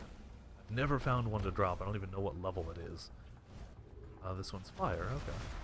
Oh hey, look, he's using Righteous Fire. He's using the skill I'm using with a way shorter radius, because he clearly didn't put points into that shit. There's a lot of community stuff. I know Notch has made a unique item from Minecraft. Ah, sweet. Ah, it's not a good. I know. I can't remember. I think Brother Laz was his name, who did the Midian mod of Diablo 2. He's made some uniques for the game, which is really cool because I loved modded Diablo 2. Okay, so may as well, while we're momentarily safe, see what the claw is. We have Aldine, Time-Worn Claw, level 26, so low level, probably not worth too much. Increase physical damage, increase physical attack damage, or physical attack damage leaches life, 3%. Oh wow, that's really high. This has only got 0.2, that's 3%. Reduced enemy stun threshold, and socketed gems have 10% chance to cause enemies to flee on hit. So you punch them with fear, and then you leech the life back, which is kind of contradictory. You make them run away, and then when they're running, you can't leech from them because they're not near you. Which is kind of probably not worth much because not a high level, but still cool. Orb of Scouring, not bad either. Jungle Valley, ooh, tier 7, beautiful. Need more tier 7s. Tier 8 would be great. I think only the boss can drop tier 8 though. And this should be, what is this, ice? No, I did ice. Did I do ice? No, this is ice. Did electric, I did fire. This is definitely ice.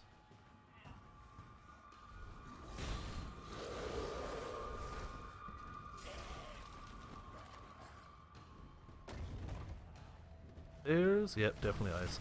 I believe this one uses Frost Wall too, which is possibly a pain. We'll see. And he's killing my totems. Totems do not have as much life as I thought. I guess it seems like they have a lot of life because they kill things so quick. But if we got 2 totems for them to hit, and the Searing Bond hitting them too, all works. Belt. I'm gonna drop the portal here because I get straight back to the center, I don't know if I'm going to be able to have a spare moment to portal. Okay, I got to hit something. So, there's Almec, the Allstone. I don't know if I have to kill all of them or just Almec, or maybe Almec's got the powers of all of them, I can't remember. I saw Ziggy D do this map once in hardcore, which is insane. Hey look, he's got Steering Bond Totem too, but mine is considerably greener. Yep, there's the other totems. Okay, so it is all of them. Honestly, right now I'm just going to kind of stick to the keep moving concept and hope that works. So many Searing Bonds. Keep mine down too. Why not? As long as I can keep them near any of my totems, they will start to die. That one's almost dead. Good. Going. Rock Dude is dead, but he's back up. Olmec's almost dead. Okay, and Olmec is down. Let's just kill this last guy. Oh, Arsenal map. Map tier 12. Holy shit. I have never seen a map tier that high in person. Only heard of them. Oh, okay. Precinct. Map tier 11. Oh, those are those both red? Oh, okay. So, I guess 7 to 11 is the yellow tier, and 12 is the higher one. Orb of Alchemy, pretty nice. Moonstone Ring could be good. Diamond Ring could be good. I have room for the rest of them? I cannot carry this. Almost. I can come back in a second. Alright. Honestly, the map alone is probably worth it. I bet you even if I just sold You wish to speak that to tier 12 map, like as is, it would sell. Yet again, yes, you should take all the credit. In fact, you know what? Let's see. Let's see what a basic, unmodified Arsenal map sells.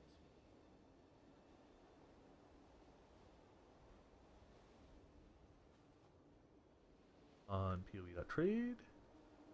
Yep, a perfectly unmodified Arsenal map sells for 11 chaos, which is double the price of Olmec Sanctum to begin with. If I were to actually, like, make it better, it would sell for even more. Probably not going to sell it. I'm probably going to run it at some point. if I get that ballsy strength. Cold and lightning. The cold and lightning isn't bad, but no life and no try resist. Probably not great. 100 life. What are these eye levels? These are eye level 79. Not great. Not great. Ooh. Both to all attributes. Oh, rarity.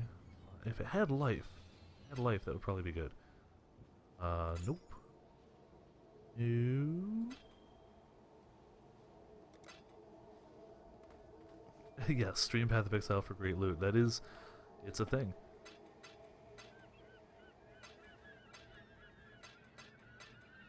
The armor, I think I was doing 8 is where I'll price things later. Oh, I didn't check the claw. I think it's probably going to be like the 1 alteration, but D and claw. It is worth roughly 1 alteration. I'm gonna put it in the 2. I'm gonna try and get 2 for these things if I can. If they don't sell, then the jewels also go into the 1 alt, which is filling up quickly. Cleave, Arctic Breath. I saved the belt. I just forgot to sell it. Good day to you, Exile.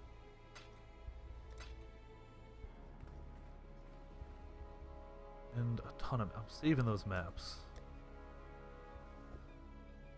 Gonna make sure I can quality that one, and then I'm gonna alk it, and I may actually even from there use a few chaos on it to make sure it's got good mods. Chaos orbs are popular because what they do is they just re-roll a rare item. If you get a rare item and you're like, oh man, this is rare, but the mods on it are just garbage, this randomizes the mods.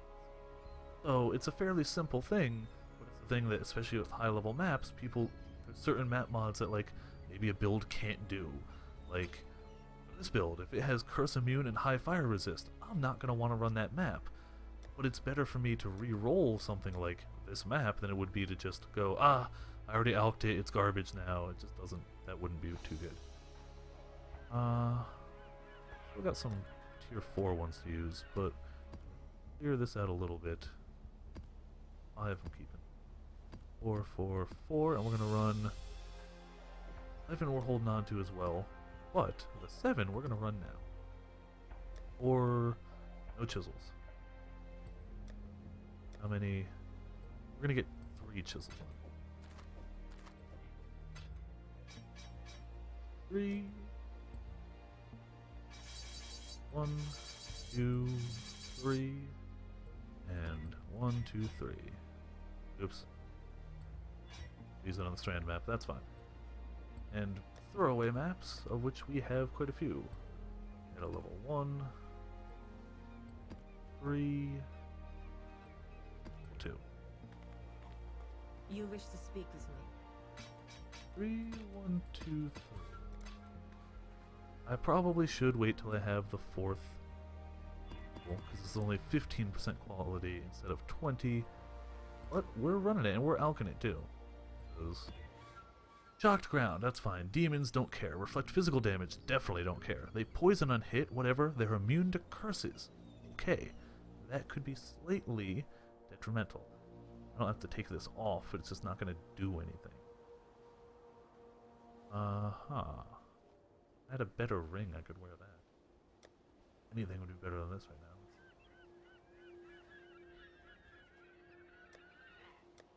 Just sold all of them. It's a ring. Dirty intelligence fired it. That doesn't help actually. Oh. Got what we got. Alright. That's also fine. So we will kill things considerably slower because they will not be cursed. And they will be moving faster because one of my curses is slow. But should still kill things fairly quickly. I mean, Righteous Fire is still a ton of damage. And worst case, we die and we don't have much experience to lose, so hey, whatever. I didn't look at... Got 95% quantity, 38 rarity. Not shabby. Not the best, but not bad. And level 74. So we're still out-leveling it, but once you get to the mapping phase, out-leveling is a relative term. Wow, they wrecked my rock dude. But it's got miscreants in it. they can suck at times. Got a few of those with like focusing fire on you. Thankfully I got a lot of stuff to stand between me and them. Shouldn't be too bad. And these guys cast vulnerability, I think, so this could actually be more challenging than I had given it credit for. One of those things where if I get hit, it could be a really big hit. Especially if I'm standing in the shocked ground, that would be particularly terrible. Shocked ground, while you're standing in it, you take extra damage? Increased damage, I'm not sure exactly how much. I'm going to say maybe 33% more. I'm not 100% on how much more you take, but you take more damage when you're standing in shocked ground. So, if they were to, I don't know, crit me while I'm cursed with vulnerability and standing on shocked ground, I'm going to get wrecked. I'm going to get wrecked hard. What was that? Rockbreaker. Ooh, sweet. Start building up my chisel pool again. If I would just stop using all these damn chisels, I'd have plenty of them, but why save them when you can use them? Oh, whoa, whoa, whoa, okay. Big hit. Very big hit. What does he got? Wild touch, that's... I don't remember what that does. Makes him drop a gold ring, apparently.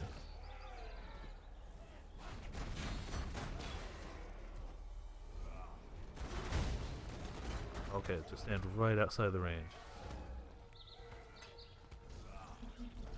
Not a fan of the immune to criticism map.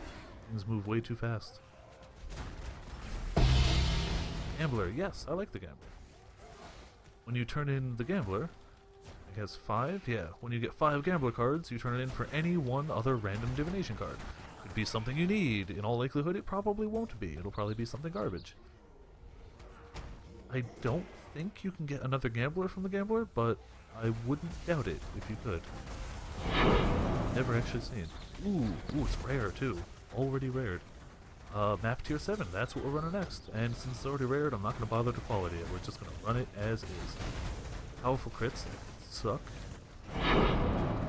Phantasmagoria, it's only tier 4, but those maps are also tough. The boss of those maps. The boss and the like monster set and tile set are based off of the end of Act 4, which is really tough stuff. And we've got this guy. What does he sell? We're gonna buy it. We're gonna buy another Olmec Sanctum, and we're gonna run next. It's only 100 coins. I still have over 2,000. Yes, I still have over 2,000 coins. Oh man, 2 Olmec Sanctums in one night. That's the odds of that can't be good. I mean, now I know I can handle it really well. It won't be qualityed. I'm totally out of chisels. Got nothing to spare for it. Oh man, this boss sucks, I think. Any of the spider-based bosses can do a lot of burst damage. Even more so with map mods like this. So I'm a little afraid of this boss. I don't have too much to lose when it comes to experience, but I've got enough that I wouldn't be happy. There's the boss. Ethereal knives with a range of 1,000,000. Okay, let's pop my evasion flask. Not quite evasion, but still using my basic have a chance of dodging spells and attacks flasks. I don't know how helpful it really is being at the end of the day, but I've yet to find anything particularly better, so I guess I could use like an actual defense flask. That might be helpful. Yeah, I could save the chisels for the arsenal. Since it's a normal map and not like magic or rare, I would only need 4 for it. The higher the magic level of an item, the less effect chisels and any other quantity thing have on it.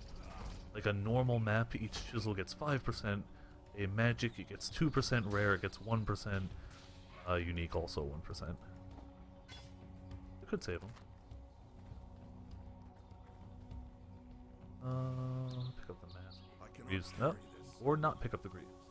I'm gonna do a continuing of out here, but I don't think we're gonna get too much more. Well, we gotta do the Olmec Sanctum next. Gotta do 2 of those in one night. I love that guy. The guys whose name I always forget. The Brandis gold selling dude. This is twice in one night. He's giving me good deals. He's a bro. Now he's just gotta sell me like 10 chaos for like 100 coins. That would be great. Otherwise, like, there's plenty of things I'd like to get. I can't think of anything. I guess more unique maps. I always like unique maps. And I think I need some stuff from him for challenges. Can't carry Crusader Plate. I'm positive I still need stuff from him. Buy these items. We need unique body armor, shield, and helmet from him. About one of those, I gotta buy it if I can afford it. And if I can get the challenges done, I can start getting closer to the new portal effect. I need a ton of challenges for it, but I am a third of the way there now. I got the footprints effect already. If I do 12 more, I get the weapon enchant. If I do 12 after that, I get the portal effect. Really want the portal effect. It looks so cool. It's the exact portal effect he uses. It's the big shiny golden portal, and I want it. But it's going to take a lot of challenges for that. Oh, oh, oh, do not kill me. Too far on this map to die here. Way too far on this map.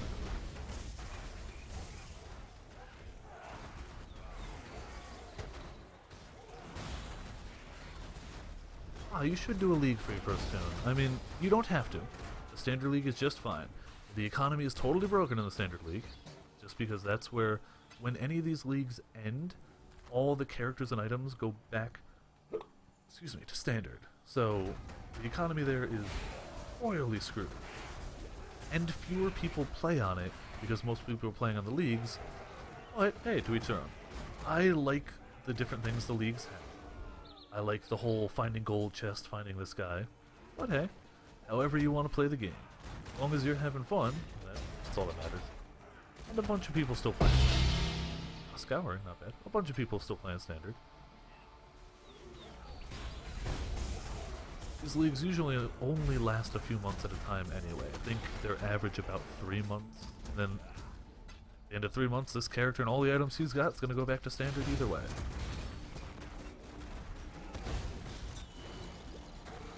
Reduces caustic cloud, should be fine. Stay away from those. Wow, there's just a lot of stuff in this map. You don't have to remake it, it's up to you. The only thing, what you're missing out on is those chests that drop the gold coins, these coins, and the guy that will trade you stuff for those coins. There's a few items that you can only get from him, so I guess technically you're missing those items too, but they're rare and high level, so, I mean, I've never seen one yet either. I mean, that's a thing. But if anything, I'd say keep going on your current character. It doesn't really change gameplay. Other than when you find those chests, you'll see me melt those things, but at low levels, when I first found those, they destroyed me. They can be a definite challenge at low levels. Good day to Otherwise, you, it doesn't change the gameplay really. It makes certain low-level uniques and like leveling items easier to obtain, but otherwise not really. Strength, all it's nah. Intelligence, life, nope. Mana, nope. Nope. When I'm looking through these, mostly at the end game, what people want is something that's got life and all 3 resist, or a ton of life and 2 resist to a lesser degree. That's usually what people are looking for. So when I'm just like, nope, nope, nope, it's just because I don't see a high life and resist rolls on it. That's really about it. I didn't, all elemental resist, fire resist, lightning, eh. How may I be of assistance? Yeah. Get a currency here. What else do we got? We got a card. 4. Got some smaller bits here. I'll toss away these guys. And 6, 5, 6, 7, 4 can go away. 8. Oh, we got an 8 in there. Very, very nice. 4 goes, hold on to these, and time for Olmec again. Again, I did not think I'd be running 2. This is the 3rd unique map of the night. Did Maelstrom of Chaos and 2 Olmec Sanctums in 1 2-hour stream so far. I'm averaging more than 1 unique map per hour. This is a bit crazy, honestly.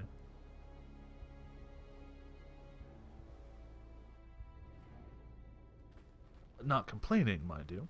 You know what? I'm gonna go counterclockwise this time. Went clockwise last time. Now we're trying this way.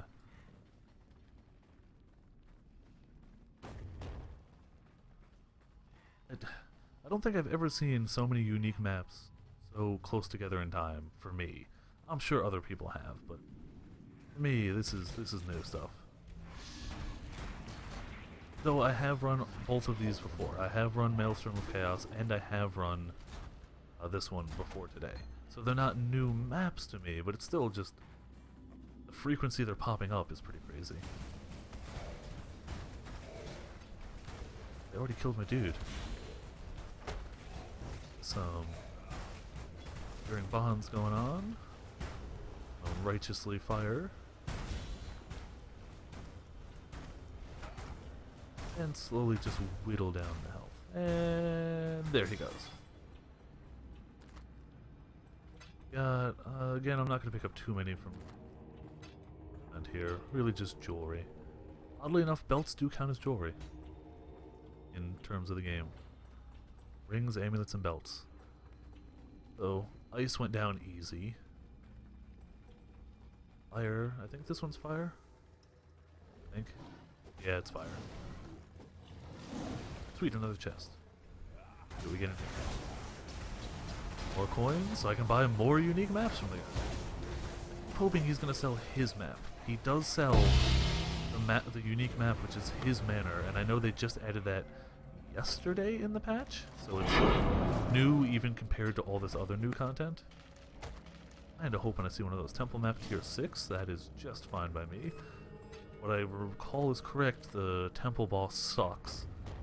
Temple boss is the Act 3 boss, and she can suck.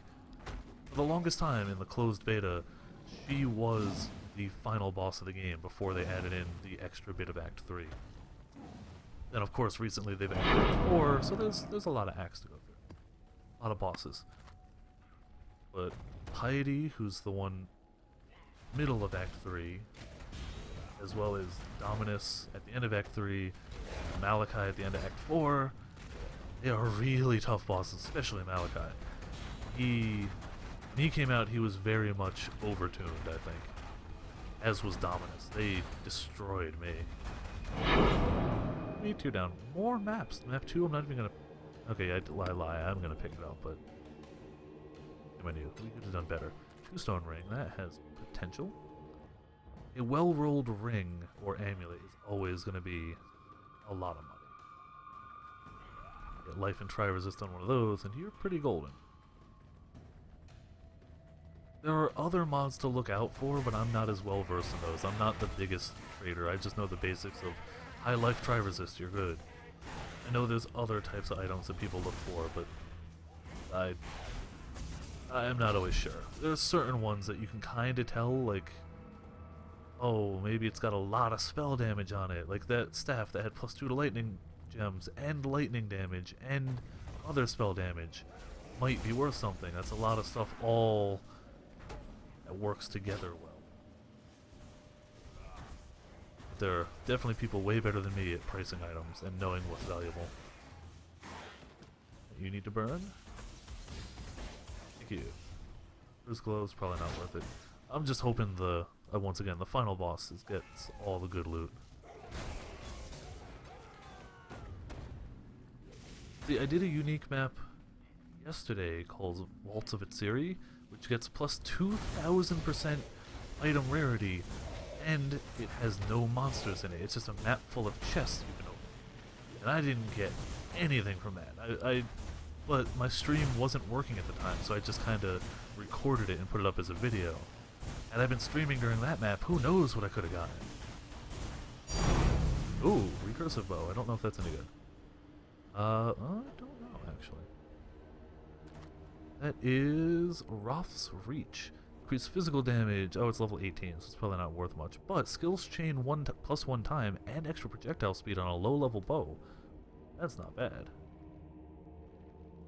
Yeah, it's a fun map. I know most people usually sell that map because other people will like gamble essentially. They'll put on a bunch of like item rarity or whatnot. But screw that. I was just like, hey, I found this. I'm running it. I got, I think, 2 uniques. Both of them were utterly mediocre. But it was fun. It's 2 giant rooms just full of chests to open. Stuff just pouring out of them everywhere. It's a lot of fun. Though it did lie. It had one of those league-based chests in it, and that was surrounded by monsters. Even though the map says contains no monsters, the chest kind of overwrote that. Alright, so this is the Chaos one. This is the one I kind of got to watch out a little bit for. But per usual, the whole staying moving pretty much solves most of the problems. Ooh, something dropped. That's why I use the sound effects, because if it wasn't for that, I would have missed that orb. Did not see it drop at all. Especially when you've got a build that can drop stuff like this and just keep moving, there's always the potential that you miss something very valuable. Thus, the sounds from the loot filter. And Chaos Guy. Ow, ow, wow! That started with a lot of pain. Doing okay now. Promenade. Tier 4. Considering I've just started watching Deep Space Nine, Promenade has a definitely different meaning now than a map type. Wow, way to drop nothing. Alright, that's cool. I didn't need the initial guys to drop anything. I need the final boss to drop something. And we do have time. Yeah, exactly. 1 chest of monsters, an entire dungeon of loot. It was good. Most of them were like the little chests that don't drop much, but there were a lot of like large chests that dropped considerably more loot. And there were even, I don't know if you've seen the Veil side areas while you've been playing, the like corrupted side areas you can go to, with, like the boss at the end. They had just started Deep Space Nine. For some reason, I never really was into Star Trek when I was growing up. I was much more of a Star Wars kid. Still am. I would consider myself more of a Star Wars fan. But my friends started The Next Generation, and I always liked Patrick Stewart. So I was like, you know, I'll give it a shot. And I fell in love with every goddamn character in that show. I also got to meet, can't remember her name, but the actress who plays Deanna Troi. She was at Kineticon last year at a local anime convention. I met her and I knew she was awesome before watching the show, but man, between Jordy and Data and everyone, I was just like, I loved all of it, and then it ended. Oh crap, don't die. It ended, and I'm like, well, Deep Space Nine is on Netflix. They went there in one of those episodes. I'll start that. So I'm very early on. I'm only in like season 2. What did he drop? Nothing really at all. How? Okay, well, I used all my luck on the first run. I'm not going to complain. Overall, it's still been very good. Yeah, I'm only midway through season 2, but I'm enjoying what I've been watching. I'm kind of glad I've waited so long to watch it. I feel like younger me would not have appreciated the show as much. I feel like older me really appreciates like the content and stuff that they've done in the show. I haven't watched Voyager. Is that one that comes after Deep Space Nine, I think?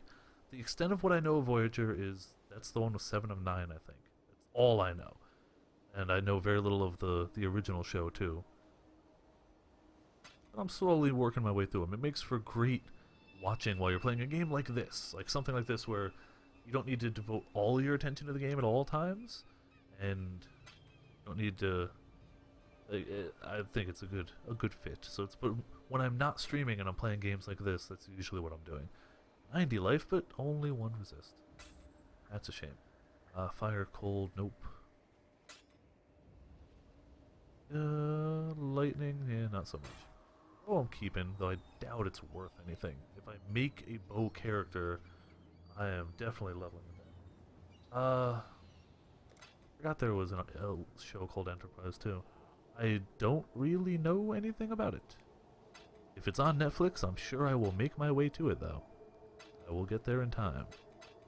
slowly. I mean, this is back when the seasons weren't 5 half-hour long episodes. These are like 28-hour long episodes. These are hefty seasons, which I'm happy about. I'm glad that there's so much to go through. A dead can go there. That's a mediocre jewel. It can go here. Evasion. Yeah, whatever. And I think 8 was where I was putting stuff that I'm going to price later. Actually, I'm probably going to keep that. Because if no, because I wanted to do Facebreaker next. Oh, excuse me. Okay, Enterprise is the most recent. Yeah, I'm trying to roughly watch them in kind of chronological order, but I did skip the original series. I'm sure it's good, but I don't know. I saw like 1 or 2 episodes that didn't really resonate too well with me, whereas the Next Generation really did, and I really like enjoyed it a lot more. Not to say either is bad, I've just enjoyed the Next Generation more. So I'm sticking with stuff more towards that feeling, I guess. What else was I even going to run? I got distracted by another... Oh, I was going to run this, okay. Definitely got distracted by the other unique map. If you get tired of watching maps, I can try and do the Labyrinth too. I know that is up.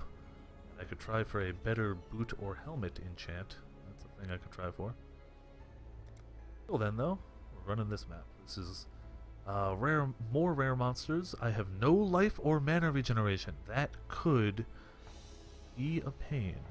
I think potions still work, but I won't have any natural passive regeneration. They have 60% fire resist? Fuck. They do extra damage as lightning, that's fine. They gain endurance and power charges. Okay, this is not going to be the easiest map.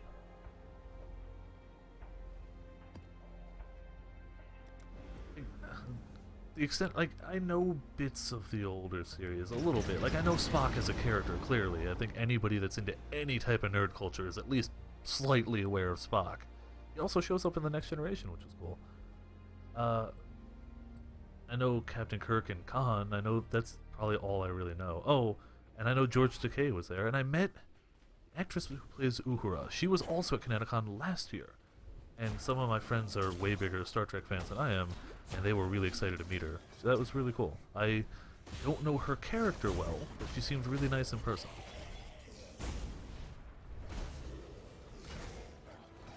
Oh, well, I don't know how helpful I'm being in terms of learning stuff, especially because this build is really just put down a totem, keep going.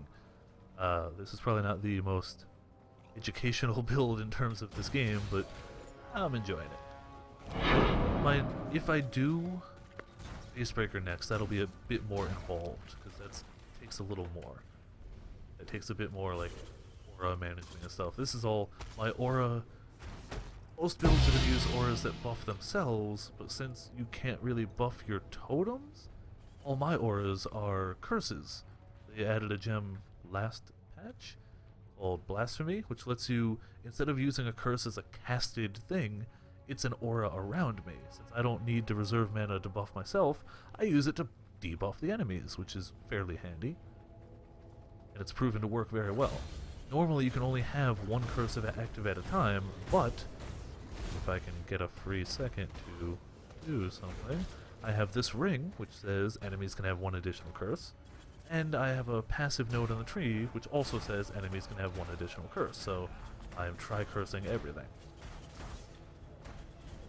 As long as they're not cursing me, which is why you always see the stuff floating above their head. That's all the curses. It still has technically a radius, but it's a really big radius, so as long as I'm not off screen, they're pretty much can't hit by it. You have to remember, I don't have passive regen on this map, which is a shame. My rock guy, I picked this rock guy for more passive regen. One of the, maybe not the biggest point of the build, but it was something I enjoyed. Ooh, superior mountain ledge. Mountain ledge is only tier 2, but I'll take a superior anything. Oh. Actually didn't hit that bad.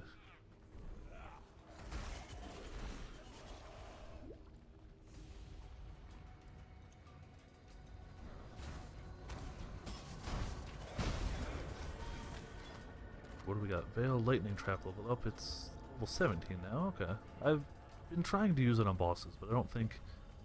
I've heard it's really good. I haven't noticed a big difference, but... I mean, I can't hurt... Oh, wait, I can. It's a trap. That's why. I can't hurt things, but the trap can. It also does shock the ground, and when enemies stand on the shocked ground, they take the extra damage, so that's probably why it's a recommended thing to build.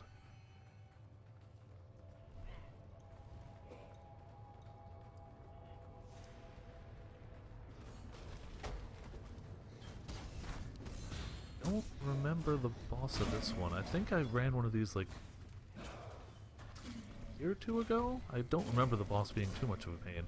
Some of these bosses can really catch you off guard and are just a massive difficulty spike. There's also a few map mods which are pretty much just, we made the boss harder.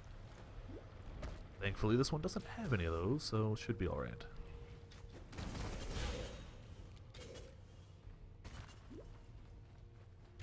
You lived? What the hell?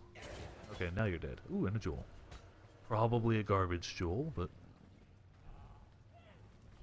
And since I don't think you will be quite far enough to have seen those yet, these jewels that I keep finding, these go in sockets on the skill tree, or the passive tree.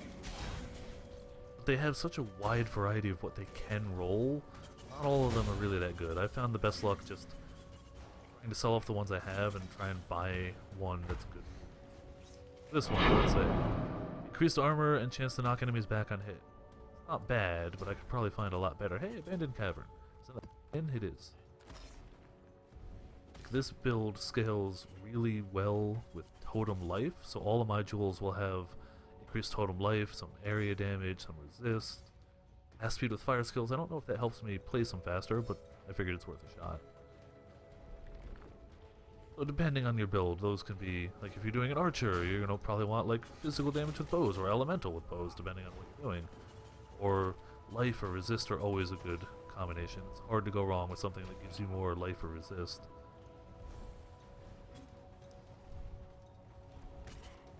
That's a little ways in.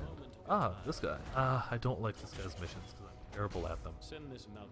Keep the target on low life for 10 seconds. That is not going to happen. There is no way this mission is successful. Me with this build trying to not kill something. Okay, yeah. I'll try. I will give it my all. But I don't think it's going to happen. I think I'm just going to enter the radius and die. If it was just keep them alive, I might be able to do that, but keep them at low life? Yeah. All of his missions are really tactical, would probably be the best word. And with builds like this, which are just, I take an entire area and nuke it, you're not really good at tactical missions. I'm not good at his missions at all.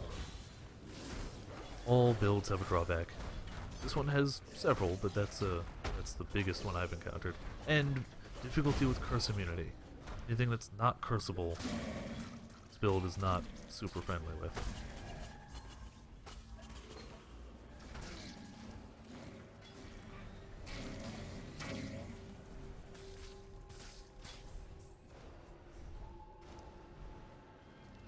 Got a bunch of areas. I haven't found the boss yet either, so we still got a little ways to go on this map. 6 socket. It's hoping 6th link. That would be great. Still haven't found a 6th link. I should start using my streamer RNG to try and 6th link my Vol's Protector. Because if I can get that 6th link, I have made a lot of money. Oh, no, is that the boss? Did I kill the boss? Oh, there he is. Okay, yep, that's the boss. The eroding one. Just stay over here and let other stuff happen. Ow! Okay, so he hits pretty hard. Rolls over people, so I'm trying to stay all the way back here. Okay, alchemy. Off belt, maybe. Oh, so he did a thing after he died. I think that's most of this map. Yeah, it looks like it. Oh no, a few guys up here. Oh, you wait until I put down my new totem and then you move out of that radius. Where you are, dude. Very imbued wand. Wands can also, if they roll good stuff, be fairly valuable. I know a lot of people, I think, are playing poison characters. I don't know if they use wands, actually. I have no idea what the, like, build of the week, the flavor of the week build is, so if you ever find out what those like flavor of the week builds are, keep your eyes open for items that they use, because they'll always be worth more because everyone's running that build. Actually, oddly enough, I think this build is one of the flavor of the week types. Either way, this map seems pretty clear. Oh, I did say I was going to switch back portal effects. We're going to try this one. I haven't tried that one yet. You The wish to lesser speak with me? version, but we'll try it. Da da da da da and da da. Nada. Oop. Spell damage, critical strike chance with spells, mana regeneration. Not terrible, but I don't think it would sell for anything. That's about it. 2, 3. Those. Have to start weaning down my gems in here, or turn off D&D and actually let people buy them. Oh, I forgot I had another gem. Another You wish to ring. speak with me? Cool. You'd get another abandoned caverns. I think I'm gonna try the labyrinth, and I think that's gonna be the end of what I'm doing for tonight. It is late here, and I've already been going for 2.5 hours. This will probably take 30 minutes or for the labyrinth, so this is probably where I'm gonna end it for the night after this. Unless I somehow run through this thing super fast, but that is not likely to happen. Or, if somehow during the course of the labyrinth they drop another unique map, I will run the unique map. I will do that.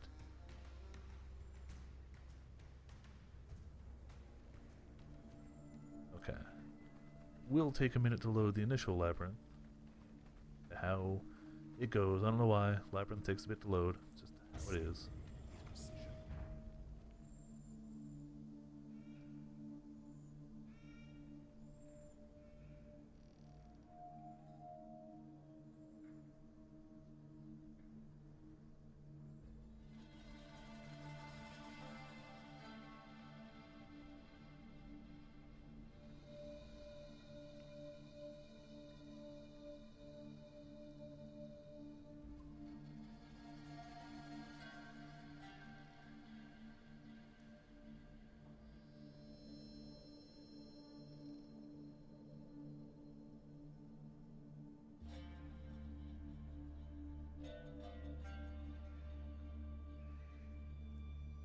Any moment now, game. I believe you. Believe in you, Path of Exile. I don't know if it's just my computer or the labyrinth in general. The labyrinth takes a while. And hopefully I won't die in here. I think the last time I tried to stream the labyrinth I died. So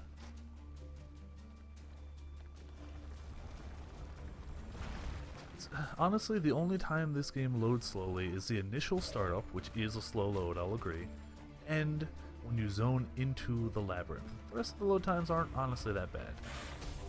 There's something about the labyrinth that just makes it load. Maybe it's trying to load all the stuff at once, I don't know. Maybe it is the fact that they are huge zones compared to like the other zones of the game. Not sure, but... Whoa, whoa, whoa. Ah, shortcut. Don't know where it leads, but we're going. Okay, yeah, you were watching that. I guess I did die. I went back and did one in Cruel yesterday instead of in Merciless difficulty. I got a different boot enchant, but it still wasn't what I needed. This one I don't know if I'm gonna aim for the boot or the helmet. I need both. The helmet enchant you can only get from Merciless. The boot enchant you can get from Cruel or Merciless, but it will be a better one if you do it in Merciless, so not sure. Yeah, Labyrinth is definitely more complicated. Easily the most complicated bit of the game so far. There's a lot going on. Honestly, at this rate, the monsters are pretty much of no threat to me. The problem is, if I'm trying to go through too quick through it, and I don't notice a trap, and I stand on that, it will kill me. Traps do damage based on a percentage of your total life. So it's not something you can just armor through. No matter how much or how little you life, it's going to do the same percent damage to you as it would any other character. For me, a big life-based character, am not particularly safe here like I might be other places. Looks like we got a silver key over here. But my high life regen does help. Doesn't negate anything, but it does help a bit. Gives me that little extra buffer. At least it comes back quickly. Okay, good. Alright, come on, go that way. Go that way.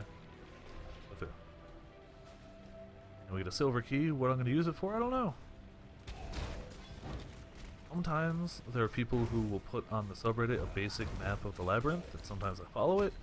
I'm not doing that this time, so this is all flying by the seat of my pants. I don't know what's coming, I don't know what's going to happen. I've done the labyrinth a few times, so I know some basic things. I know how to look for secret passages like the one I had found. Right now we're at the silver key. I'm hoping this brings us here. That'll be closest to where I want to go.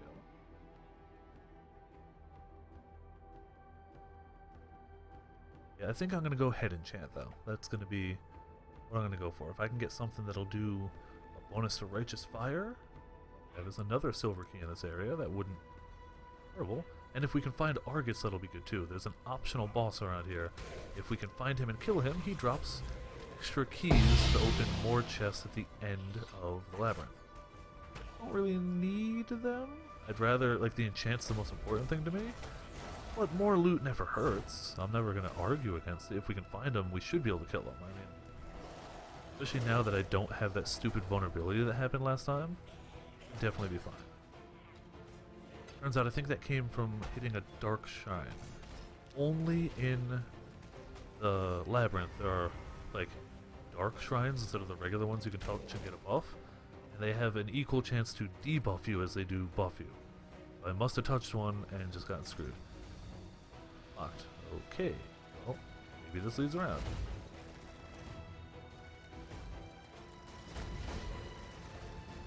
These blades actually aren't super damaging, but just out of habit I still try not to get vengeance, maybe sell. I'm gonna have to cut back on the number of gems I pick up because my stash space is not happy with me.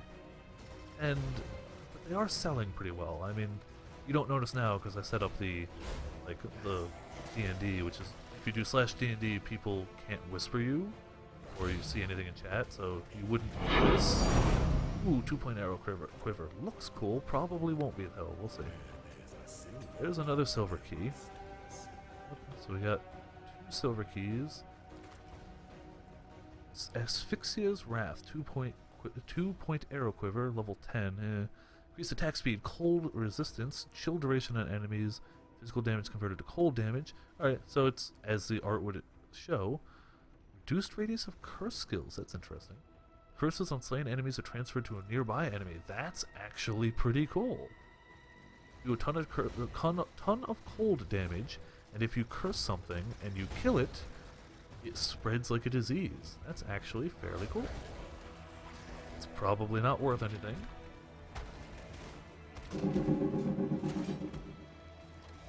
Stupid sorcerer's boots. Which video game traps are you talking about being ridiculous? Those little blades that just kind of pop, like it's like somebody designed these things just be like a guillotine blade for no practical reason. Or the Roombas of Death are also pretty silly. Roombas of Death, I think that's what killed me last time too. Actually, no, it was the saw blades along the ground. I ran along the path with the blade and just got wrecked. Not quite sure where the exit would be, but one of the exits here should lead to the first boss encounter. Oh, and when I did the labyrinth last was yesterday, so it will have changed layout today, so I don't even know what type of mods the boss is going to have, so we'll see. I just realized if you're in Australia, that means you're fairly close to make the game there in New Zealand. Yes, we found the trial right off the bat. Though I guess Australia is a huge country, so where in Australia could dictate how close you are to them, but closer than I am in all technicality. I'm in the northeast of the United States. I'm pretty far away. Once again, stuff I'm going to price later.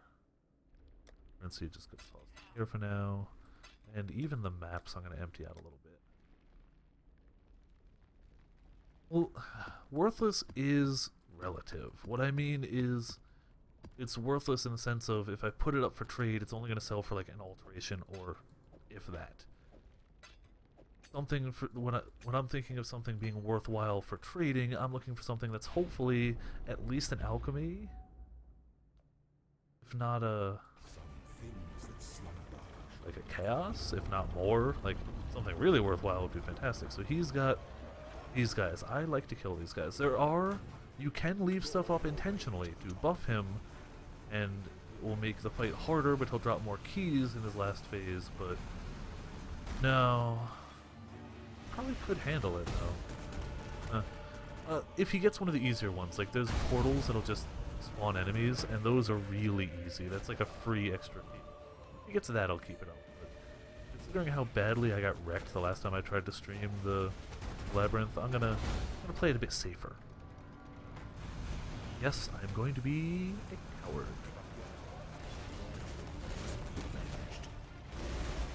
You'll also notice most bosses will spawn some sort of minions, which is so that you can keep your flasks charged. Since they charge up as you kill things, a lot of bosses that'll... Oh, he's gone, cool. A lot of bosses that'll spawn minions so that you can keep them charged up. They also refill if you go back to town, which matters anywhere except the labyrinth. If you leave the labyrinth, it resets, but any other boss fight, never be afraid to pop open a town portal preemptively and, like, click to go back to town. It will automatically fill up all of your flasks. Streaming luck has a price. The price is apparently being terrible at the labyrinth. And that's about it so far, actually. Now that I have faster run speed, I should hopefully be able to hit all the timed cranks one go around. Don't have any movement skills. Could be bad. Do it! Oh no. I did, they're all spinning. Good. So it got me a trove. Oh, didn't mean to pick that up. And double jewels.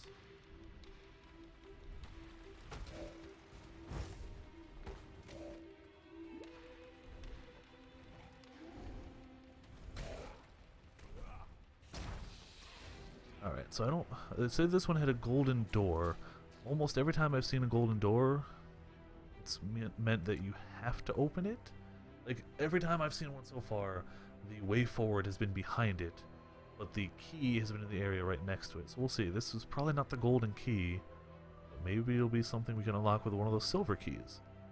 It's a golden key, so we're probably going to need it. Well, onward we go. And we get a nice shrouded shrine. They should be able to not hit me with melee as accurately. For a short time.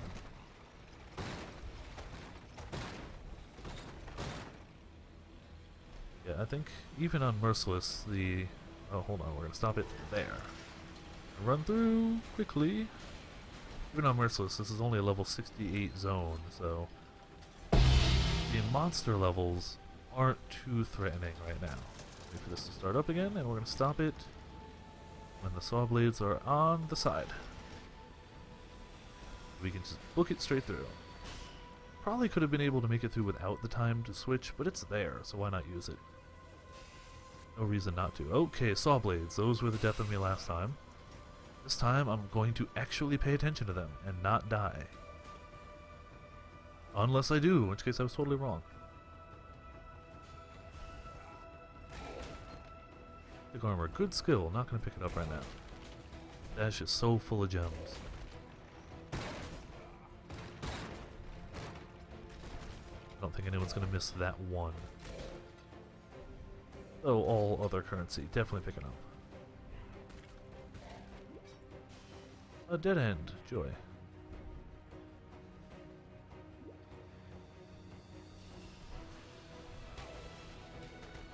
More saw blades. Gotta be careful around them. They definitely hurt. Well, that way, yes.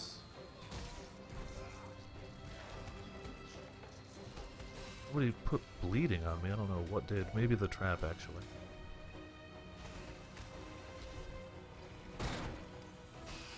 Okay, wait. Back. Another dead end. I'm just doing great for those today. I mean, I guess it is a labyrinth. Dead ends are par for the course. So there should be golden key up here somewhere. Usually, another dead end. Really? Whoa, whoa, whoa. Usually the areas with the golden keys are roughly a big circle. I gotta go over that way somewhere. Like over here. That would do it.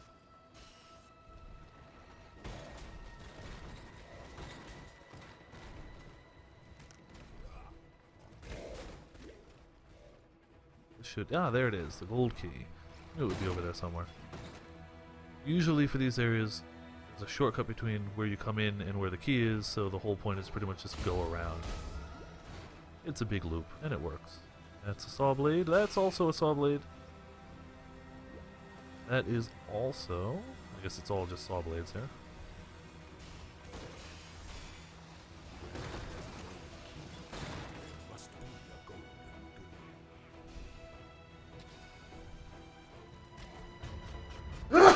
Oh, pardon me, sorry. Oh, that had some force behind it. Once again, still slightly sick. That wasn't too deafening into the mic. Tried to lean away as best I could. That means if the golden key was there, the golden door should be... Ooh, 2 golden doors. 2 golden doors. It's the right one.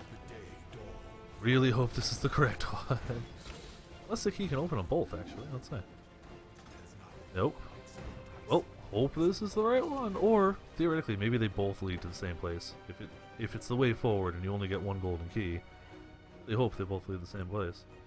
You have to, once again, blow my nose after that. 1 second.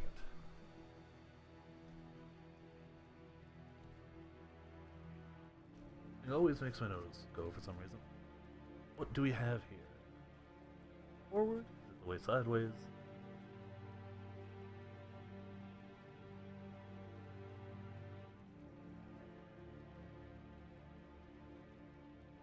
Into a long loading screen, seems.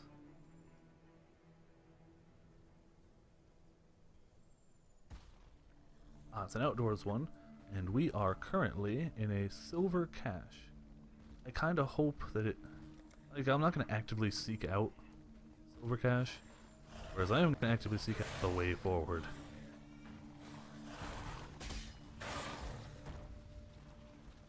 Alright, I'm only going to be streaming to the end of this labyrinth, so if you're not back by then hey, I'm glad you enjoyed. I'm glad... I hope I could help out in some way. At least I'm trying to be entertaining. So glad you've been enjoying. And I'll probably be doing more streaming tomorrow. I work ungodly early in the morning, so after that I'll probably be doing more. And if you ever miss a stream, they all get uploaded to the archive, so all of my streams will be on YouTube video list.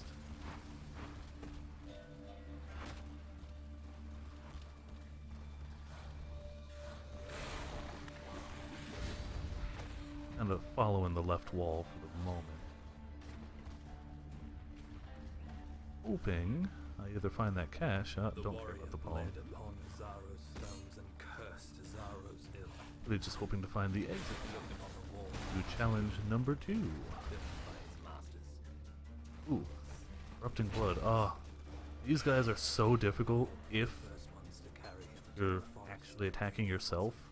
Every time you attack them, they add a stacking debuff that does more and more damage over time for each one you have. But for me, it only goes to my totems, so I'm totally fine. But if you're one of those builds that hits medium hits really fast instead of like one big hit, those guys can really mess you up if you don't have a flask that can cure bleeding. Which is why most builds recommend keeping a flask that can cure bleeding around.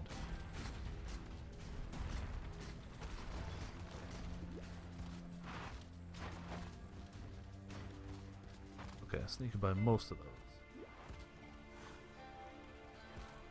Thankfully, the darts don't do too much damage unless you get hit with a bunch in quick succession. If you get hit with a bunch at the same time, they can mess you up, but one is not going to do too much. At all. no idea still really where I'm going. Ah, there's an exit. Might be the one I need, it might not. It is the trial! Perfect! I'm happy. Leaves me some time. When the time comes to strike, an emperor strikes without hesitation. To entertain doubt is to dance with death. So, don't have to really drop off anything right now, so I'm just going to go in. If he's got the portals, I'm keeping those around. I'm not going to kill the portals. Anything else I'm probably going to kill. Technically, I'm still waiting for him to have lieutenants. I get another challenge if I beat him while he's got lieutenants. It just hasn't happened yet. Do it of flames. I have to click. Okay, these are ones where they'll reactivate after a time. And I just pretty much have to click it. But if it ends the fight with any of them up, bad times. That one, that's kind of, honestly this one I feel to be a little bit luck, unless you're good at knowing. Okay, he's dead. None of them were active. Beautiful. Okay. If they go to the final one, like if you leave any up and they continue on to like his final form, you can't kill them in that final form. Like they wouldn't be deactivatable. So that's why it turns from something that's a minor nuisance to something that's a permanent buff on him for the fight. And why I'm a little afraid of him. You stack so much damage on him, even me with all this health could pretty decently get messed up. I try to avoid that. I didn't remember what it looked like the layout for this zone. I don't know if it's got one exit, two exits. Oh no. We're just going to continue following the wall. And in doubt, follow the wall. Or cut through the center, do whatever you want, but I like to follow the wall.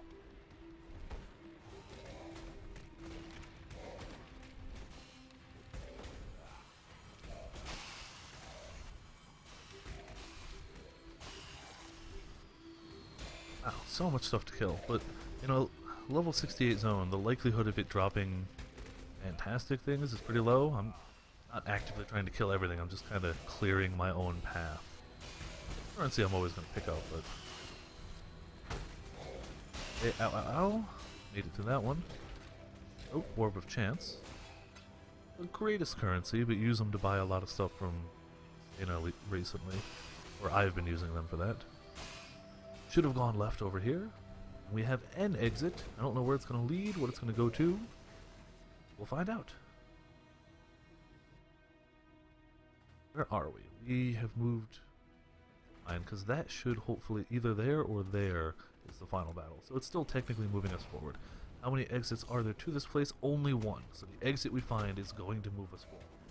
I like that. I don't want to move sideways. I don't want to move. I just want to move forward. There are better ways to min-max these. If you know the path, if you've looked up a guide on today's labyrinth, you can find there are sometimes dark shrines that are good. They're a set thing each reset. So if I were to look up the guide, I'd be like, oh, maybe there's a dark shrine here, and this one grants me extra life regen or something. Or I would know, oh, this one grants me, or grants enemies extra life regen. I should not hit that. I didn't look up anything this time, though, so kinda doing it blind. That's why I don't know where Argus is. And I don't usually like to go through the extra rooms. To me, as somebody trying to aim for the enchants, it's not really worth it. If I was aiming for the most loot per boss, it's definitely worth it, especially if I already... Ow. What's back there?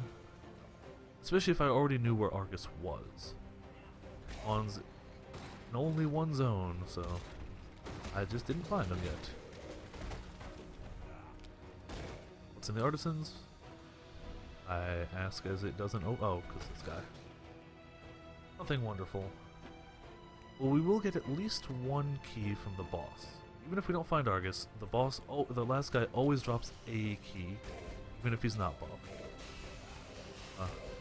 It is possible for the chest that you open with that key to also contain one or more keys. So you can keep it going, but with only one to open with, the likelihood of that is pretty slim. Okay, current location. We only have one exit. Perfect. So as soon as we find the exit, we find the boss. No having to worry about, oh, does this lead to him? No. If we find the exit, it goes to the boss. We'll hopefully mess him up. A decent amount of stash space. I don't imagine he's going to drop a bunch of stuff. There are Labyrinth-only uniques, of which I have found none of. They do exist. I know there's a challenge for him, so I'm hoping to get some of those. It would probably help if I ran the Labyrinth more often. I also don't know how to get them. I don't know if they can drop anywhere in the Labyrinth. I don't know if it's only from the last boss.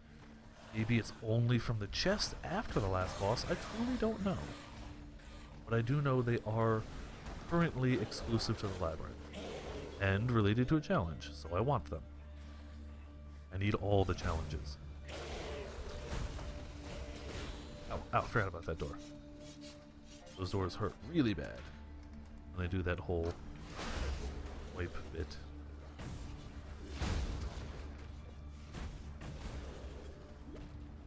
You can make it through before they pop up? Nope. Alright. Any of the other ones you can kind of just not worry about, but this one stings quite a bit. Aha! And we have the last trial. An aspirant can afford to be Don't care enough to drop anything off right now. Alright, he has not been buffed, but there should be a ton of traps. The final form always has traps, whereas the earlier ones don't. Looks like he's got some poison darts going across, but mostly the Roombas of Death. Not too bad. Be able to kill off his minions, and stay far enough from his... Oh, okay. Was that him teleporting me, or was that lag? I think it was him. Thankfully, we got enough damage for this guy. Like that. Okay. Just the singular treasure key and not much else. But we do get the random enchant. Oh, this is a tough choice. I'm thinking that one.